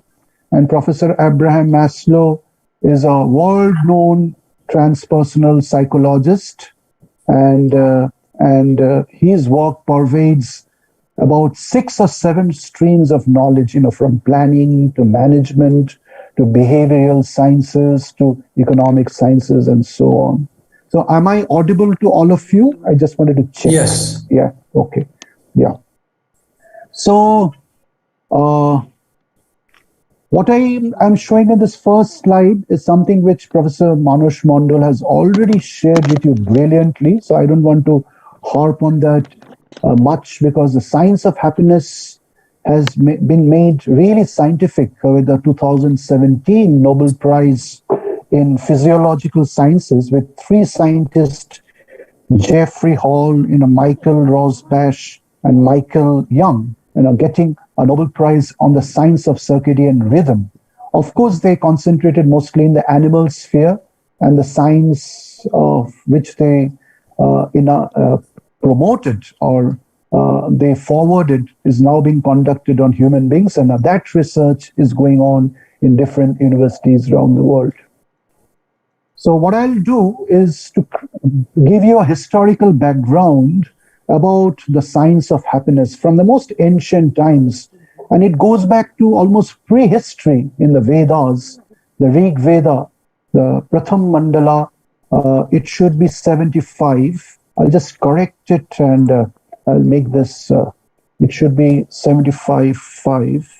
And so where it says Satyam Ritam Brihat, that means the rhythm or the rhythm, which is like a music, which Manushta was saying, is actually rooted on the one hand, in the seed of truth, Satyam. The Latin word is sooth, that's why we call it soothsayer, the speakers of truth. And on the other hand, on the other side, in the external world, it expresses itself and reaches the extreme corners of the universe, and becomes an object and subject in a process of enjoyment, which leads to permanence in life. And this is something which we call immortality. So Satyam, the sooth, the truth, leads to the rhythm, which is that of the music, and it spreads everywhere in the world. And I'll just give you a very mundane example of a big pitcher or a handi or a hardi, where you have a lot of rasgullas, stored in, and it's all immersed in a collection of rasa, which is a sweet candy juice. So when you talk about the juice is present in each and every rasgulla, which is internal. And at the same time, the juice is also pervading all the rasgullas in the handi. It's like an ocean of juice. So the science of happiness is an interconnected truth of the juice which is inside the rasgulla and the juice which pervades all the rasgullas like an ocean. So it is the internal world is the world of the microcosm, and the external world, the environment or the whole galaxy, is the world of the macrocosm. And when you look at the whole picture of rasgulla, it's a very naive, ordinary example. Then what happens? The macrocosm, where you see the planets revolving around the sun. And when you look at the microcosm, when you see the ecosystem where the flowers and blooming and the bees are coming and the insects are enjoying under spring and they're heading for autumn. And that is how the circadian rhythm, the thermodynamics, the Carnot cycle, the rhythm of happiness in physics, which is the two adiabatics and the two isothermals of the Carnot cycle. Something that you see inside a refrigerator. The refrigerator becomes hot, and then the compressor shoots up, and then it becomes cold, and then after some time again it becomes hot. And this is how seasons also change outside with regard to the relationship between the sun and the earth. And that's why we have life on this planet. And it is not that we have spring for once. Spring comes again and again and again. In the words of Gurudev Rabindranath Tagore, he says, I'll say it in Bengali, and then I'll translate it to English. Torungo milaye jay, torungo othe, kushumo jhoriya pore, kushumo fote. What he means is that the waves of the sea have collapsed, but new waves are rising again. The old flowers have dropped on the ground and they are dead, but the new flowers are blooming again. So this rhythm of creation, which is on and on and on inside the refrigerator and outside the refrigerator, is a clue to the science of happiness. And to this, Sri Aurobindo and Sri Abraham Maslow provides one of the most brilliant constructs to catch the Vigyan of Sukham, which is the science of happiness. So I consider them to be a binary clue, and I'll just head on. So from the days of the Rig Veda, which is a very archaic time, nobody knows when the Saptarishis, the seven sages, Gautama. So it is from the Gautama of Saptarishi comes the clan of the Kshatriyas, and Buddha, the Gautama, is also born a few thousand years later, a few thousand years later, maybe 5,000, 6,000 years later, after those ancient, archaic, prehistoric Vedic rishis. In between, there is a chaos, there is an entropy, there is a degradation in understanding. So after the Vedic ages comes the age of Vedanta, which is the science of Upanishad.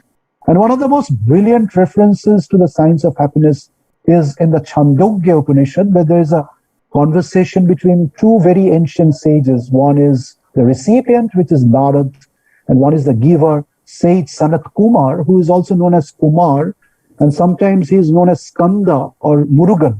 And he is also identified with Kartikeya because he is reborn in the womb of Shakti. So this is a brilliant, where it says Dukshata Sarvam Yapasya, Nota Dukshata. That means when there is absolutely no sorrow all around you, there is a all-pervading bliss of Sukham that pervades, Satchit Anandam, the Ananda takes it over. And that idea sinks again in the later times, and it's revived by no one else but the great Sakyamuni, Gautama the Buddha, who brings back the lost glories of the Veda at the cost of the rituals, which actually degraded the Vedic age. and recovers the science of happiness, which is the Sukham, Amritam, and he provides the clue through meditation, the science of Nirvana, Mahanirvana, and Parinirvana. These are three different stages of his beginning, his middle life, and his end, through which he discovers the science of happiness. And then over the ages, it slips again, and then at a late post-Vedantic Puranic age, Adi Shankaracharya comes again and recovers the science of happiness. But by the time, the science has become extremely rational and extremely dry. And there is a disconnect between the world within and the world without. And this is when India as a country, as a civilization, is slowly degrading, and it's open to invasions, and we all know that. And then we quickly come to a time, which is our time, which is the age of materialism. And this is where we have a paradigm drop, a paradigm entropy, a paradigm diaspora of the quantum of happiness. And we have a very reductionist view of our existence. And we have everything. We have clubs where we can go and drink and have merry, but still we are unhappy at the end of the day. There are hundreds and thousands and millions of people who are committing suicides. And the happiness which cannot be provided by the fun we have in the late evening and the very late evening and the very late night. And that is where our circadian rhythm gets disturbed. And many of us, we go to lifestyle diseases, the LSDs. There is another problem, and I'll elaborate that in the next 5 or 6 slides. I'll go very quickly, which is climatic. And because of our huge consumption pattern, so we consume more than what we produce. That is the new way of life. We expect more. We want to be happy ourselves, but we have lost the mechanisms to make others happy. So our anthropic principle has become very weak. It is no more a philanthropic principle. So we have come from philanthropy to very weak, selfish anthropic principles. And because of that, we have a very selfish consumption pattern. And we have been polluting this planet for the last 300 years because of the Industrial Revolution in the name of civilization, by producing our cars and our industries and our factories. And the whole planet is just not breathing. And there's a huge chaos. That's climatic. And much of our sukham. And that leads to all the pandemic. And we are in the middle of a pandemic, which has a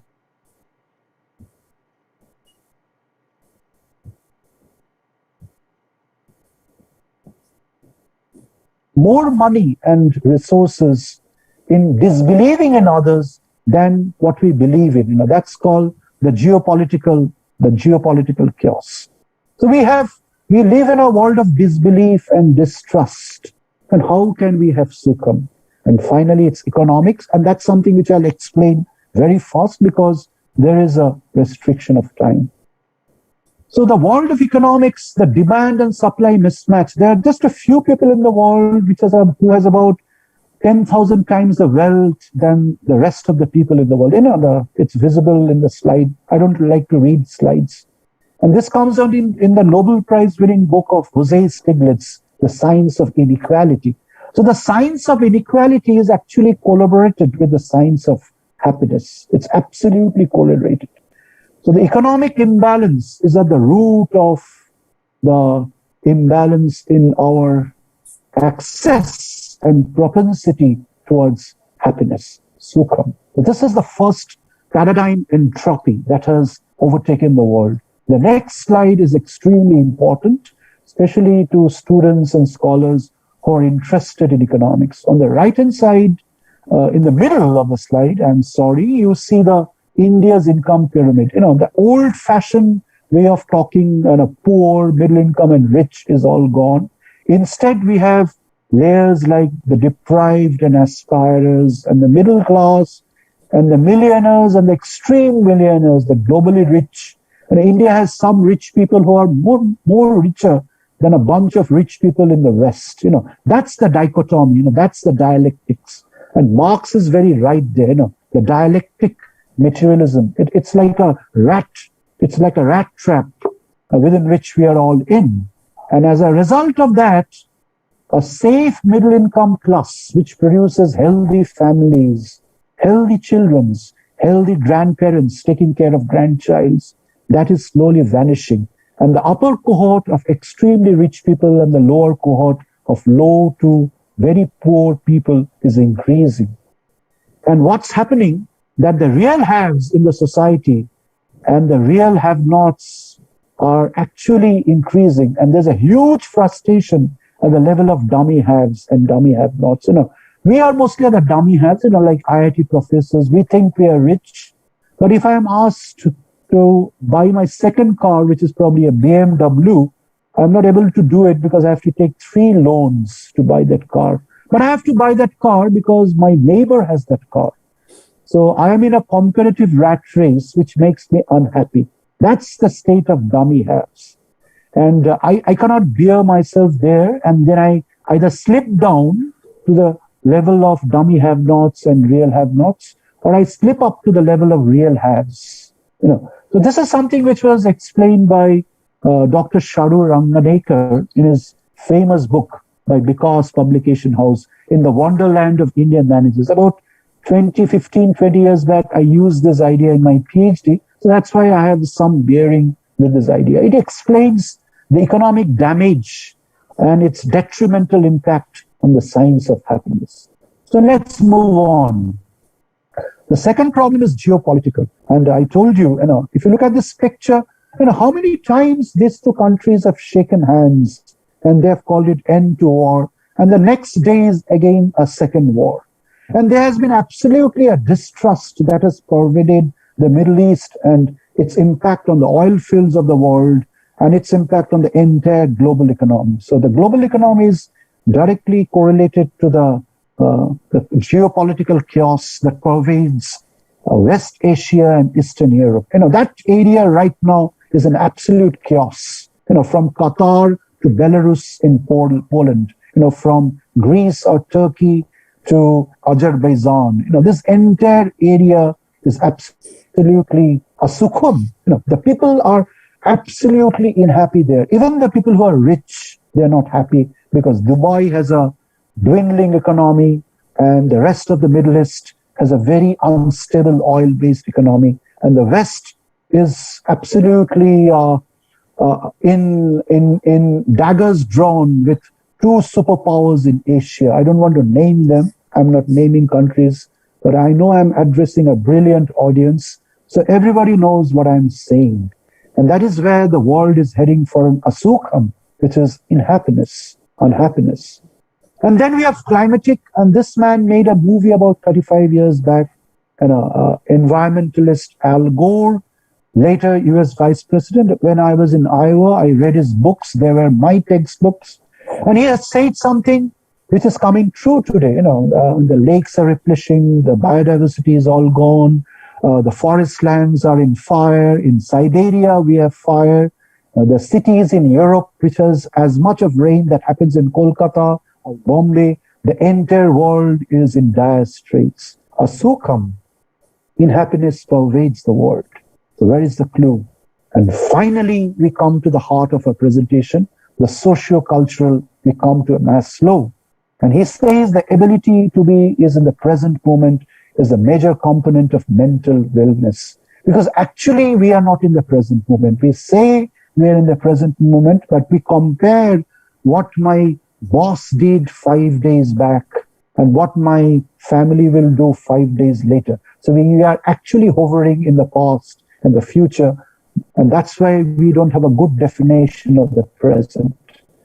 And that's why almost every one of us have a lifestyle disease. And every lifestyle disease is a psychosomatic disease, which means there is one portion which is physical and physiological, which is somatic, and there is another portion which is psycho, which is psychic and intuitive, which is intimately connected with a left brain and a right brain thinking. We are never, ever, ever able to reach the middle path, the middle line, the grand trunk road of samadhi and yoga. Yoga is a distant dream.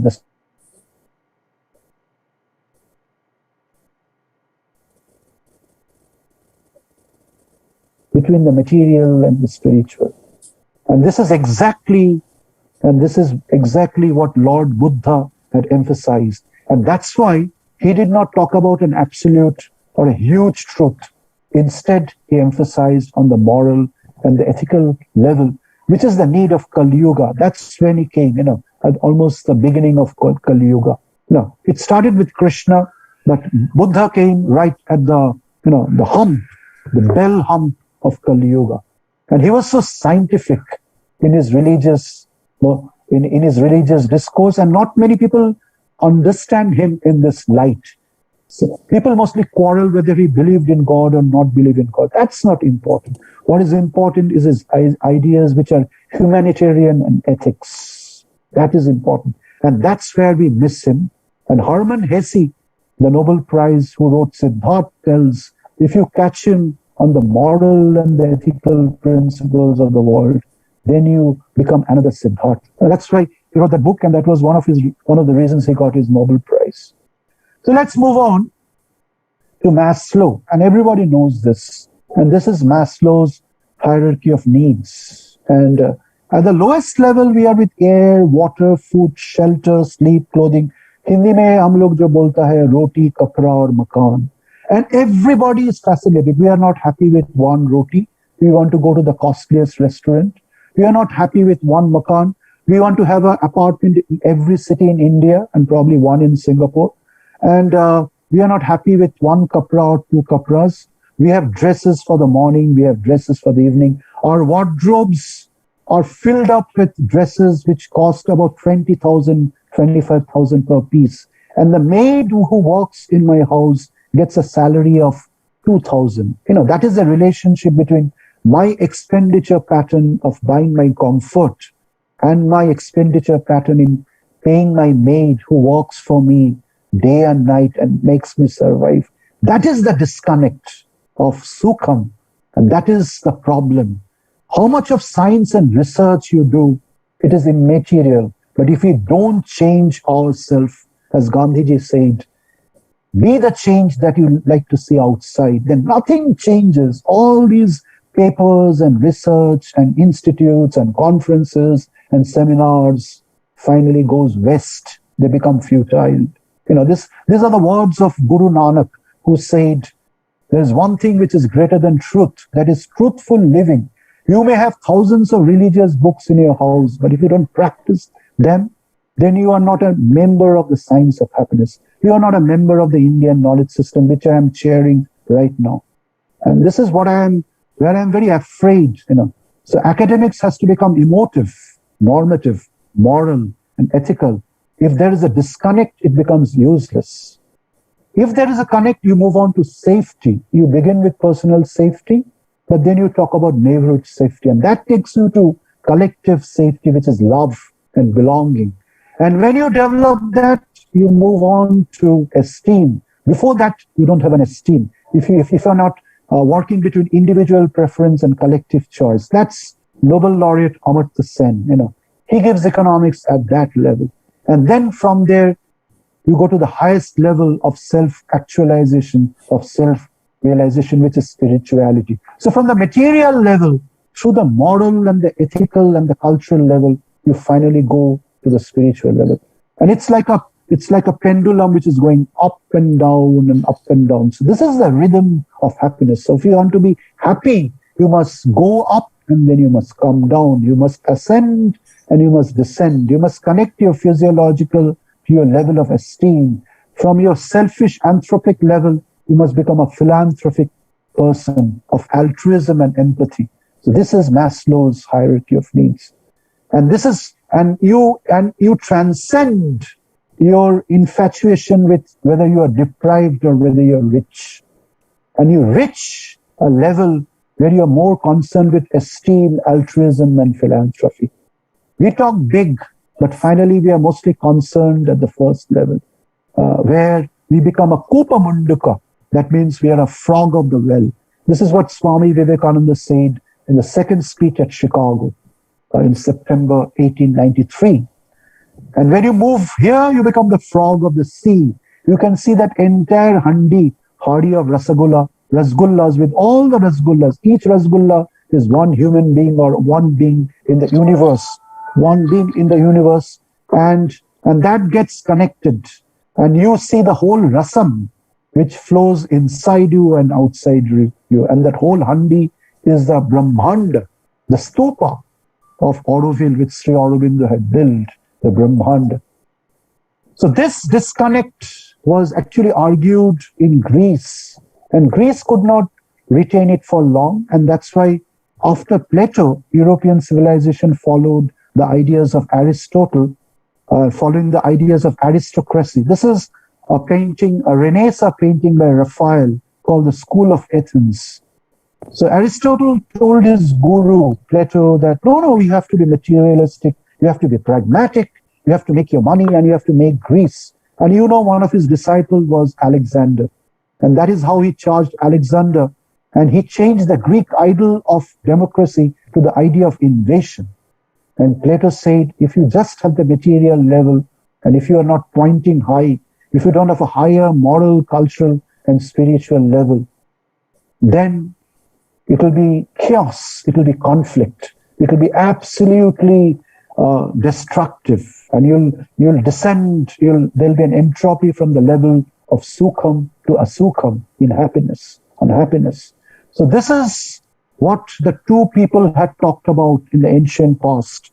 And the ideas went on later as a triad of what you call the Apollonian and the Dionysian disconnect between the two sides of a human being. You know, the problem with us today is that most of us just use one side of the human brain. Though we talk about it integration, but we don't believe in it. We are not ready to have a school of music within a school of physics. We are not ready to have a school of happiness within a school of humanities. We are not ready to have a school of art within a school of chemistry, because chemistry is colors, hues, solutions. We are not ready to have, if I say it on the other side, we are not ready to have a school of biology in a school of aesthetics, because we forget that the biological rhythms of dance are also the rhythms of dance, of Natya Shastra, Shilpa Shastra, Rasa Shastra, and Nandan Tatya. So we have to connect the side which is orderly, the left-hand side bringing, which is Apollonian, and the other side which is relatively disorderly, but it is intuitive. It is like waves. So one side is a particle view, the other side is wave view. That is quantum physics, Schrödinger and Heisenberg. And this is something which was picked up by Friedrich Nietzsche, and it was taken up by the German scholars and other scholars, and it reached Harvard in the late 19th century, and it became a very important paradigm of the science of happiness. I think you all know. If you don't know, I'll request that all of you gauge through this important piece of research, which is over 250 years old. It is so important. And this is actually founded by Confucius in the iteration of the darker sides and the lighter sides, which is Tao, the yin and the yang, the feminine side, which is the Ida, and the masculine side, which is the Pingala of yoga. So everything is interconnected, and we forget that. So we have to move in from a very isolated, reductionist, linear view, thinking that A is a separate thing, which is history, and B is physics, which is another separate thing. But we forget that the history of physics and the physics of history, a projection of a circle, which is C. And when the circle is going up, you get B. And when the circle is coming down, some point in the circle is coming down, it is A. So isolated reductionist systems are actually projections of a cyclic, non-linear dynamism. So this was a diagram which was used by Dr. Ilya Prigogine, the father of chemistry, nanochemistry, and the father of nonlinear dynamism in 1966. So it's intimately connected with the science of happiness, and basically it is a foundation of Indian knowledge systems, from the Saptarishis to Gautama Buddha to Adi Shankaracharya to the present days of the present saints. So it is from here we have to understand the gradations of the human mind, where mind is inconscient and subconscient, and it is just limited to the vital and the mind, at the physiological level. And we have sleepless nights and disorderly dreams, and we have nightmares, and we have frustrations. We cling to sedatives, and we are earning about 10 lakhs of rupees per month, and yet we are not happy because we don't have a higher mind.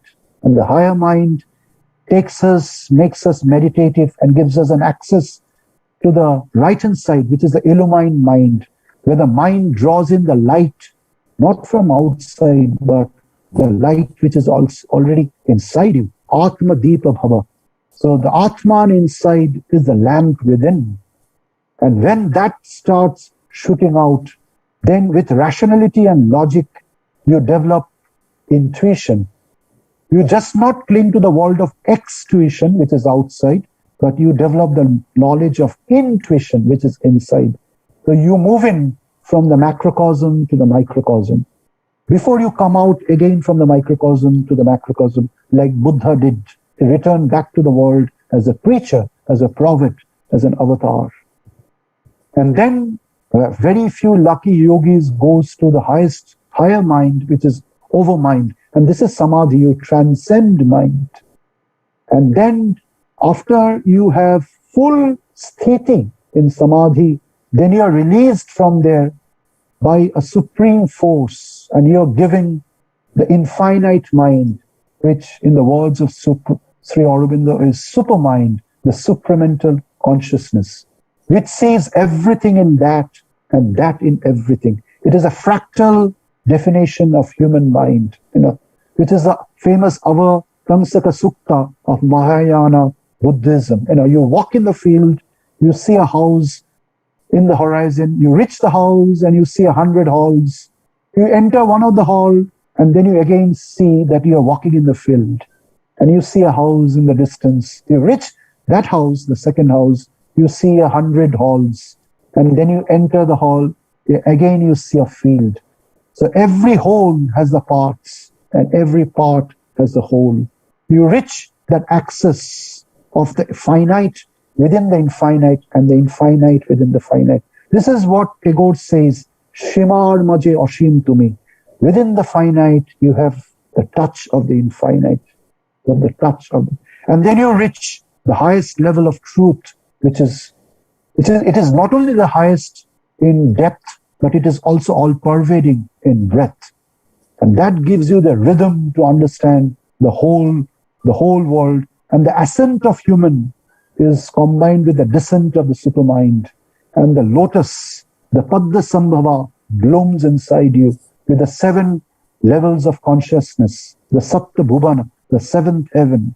And that is the rhythm that gives you an infinite personality, which is the breath.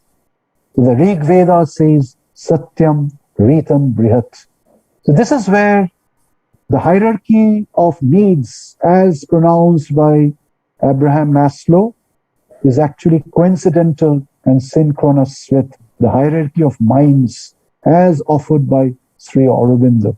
And that gives us an ability to live a deeper life, a more meaningful life, which is sukham.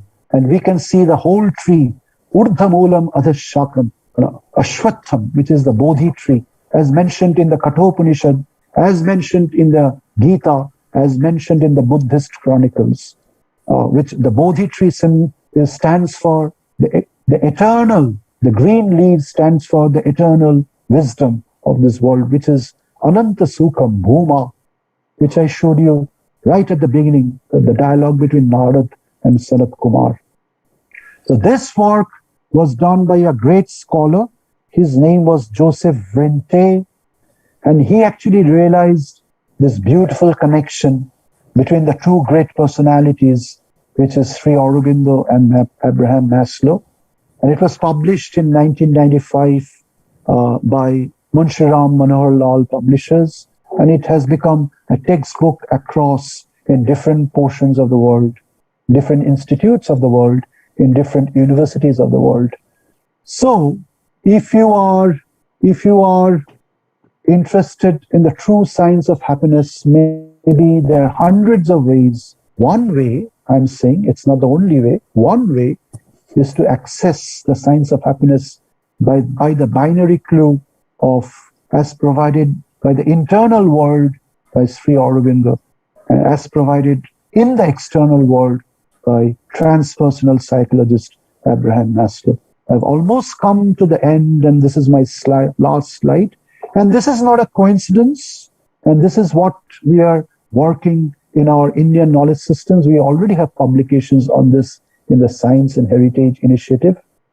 With the great work by Sri Aurobindo, The Life Divine, was taken by a great man, Dr. Haridas Chaudhuri, 1951-52. He went to the United States, and within a few months, he came under the radar of American presidents.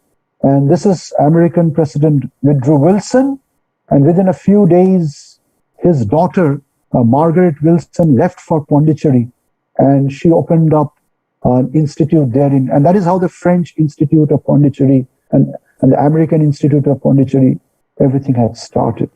On the other hand, Haridas Chaudhuri's friends were like the disciples of Carl Gustav Jung and others. And he received a huge funding finally to open up the California Institute of Integral Studies. And finally, in San Francisco, at Big Sur, the Esalen Institute was opened up, where young students had come to know this great truth that comes from the Orient, from India. And in this galaxy of many people, where there are people like Ken Wilber, Andrew Cohen, Dr. Fritjof Capra, Ustad Ali Akbar Khan, Pandit Ravi Shankar, all these people, Carl Sagan, they're all in Esalen as students. There came three people, very young, very brilliant, who changed the course of the American Institute of Integral Studies at Esalen. We call them the 3 A's. The first one is Arnold Toynbee. And the second one is Alan Watts. And the third one is Abraham Maslow. And he came and changed the course of modern psychology, something which was started by William James at Harvard University, who was a good friend of Swami Vivekananda in 1893 and 94. From that lineage, Maslow, who was a distant disciple of Carl Gustav Jung, expanded with the help of Ken Wilber and others, his ideas of transpersonal psychology. So the ideas of Sri Aurobindo, which was an explosion of spiritual truth in the East, finally exploded once more in the West through the ideas of Abraham Maslow. So these are the stitching, the sutra, the dorji, the vajra, between the works of Sri Aurobindo and the works of Abraham Maslow. And the two together provides a brilliant clue, I believe, to the science of happiness. So if scholars are interested, you may probe into this history. You can get in touch with me and with some of us. And we have already worked a bit on this, and we have a lot of literature and publications. Thank you so much. I think I'm almost close to time, and I'll stop sharing. Yeah. Thank you. Thank you so much, Professor Sen. This has been very enlightening talk. We have fully used our time. When you were talking, something that reminded me was what Buddha said, Apo Dipo Bhava, be the light of your own self. Surrender to yourself and try to go within and don't look for anybody. I think as we just heard before you, Professor Manas saying that everything is in the process, and we often miss the point of our really choosing what we really want. I think it mentioned as prioritizing our conflict in minds. And you came with the reductionist approach, and you explained so very well about how we are totally lost in our so small microcosm, and we're not able to expand out of it because we are in the reductionist approach of our life systems. Thank you so much for enlightening us today with this talk. Thank you so much. And we wish you all the best. Good afternoon. From now, we will close the session and we'll begin the other areas of, I think there's a lot of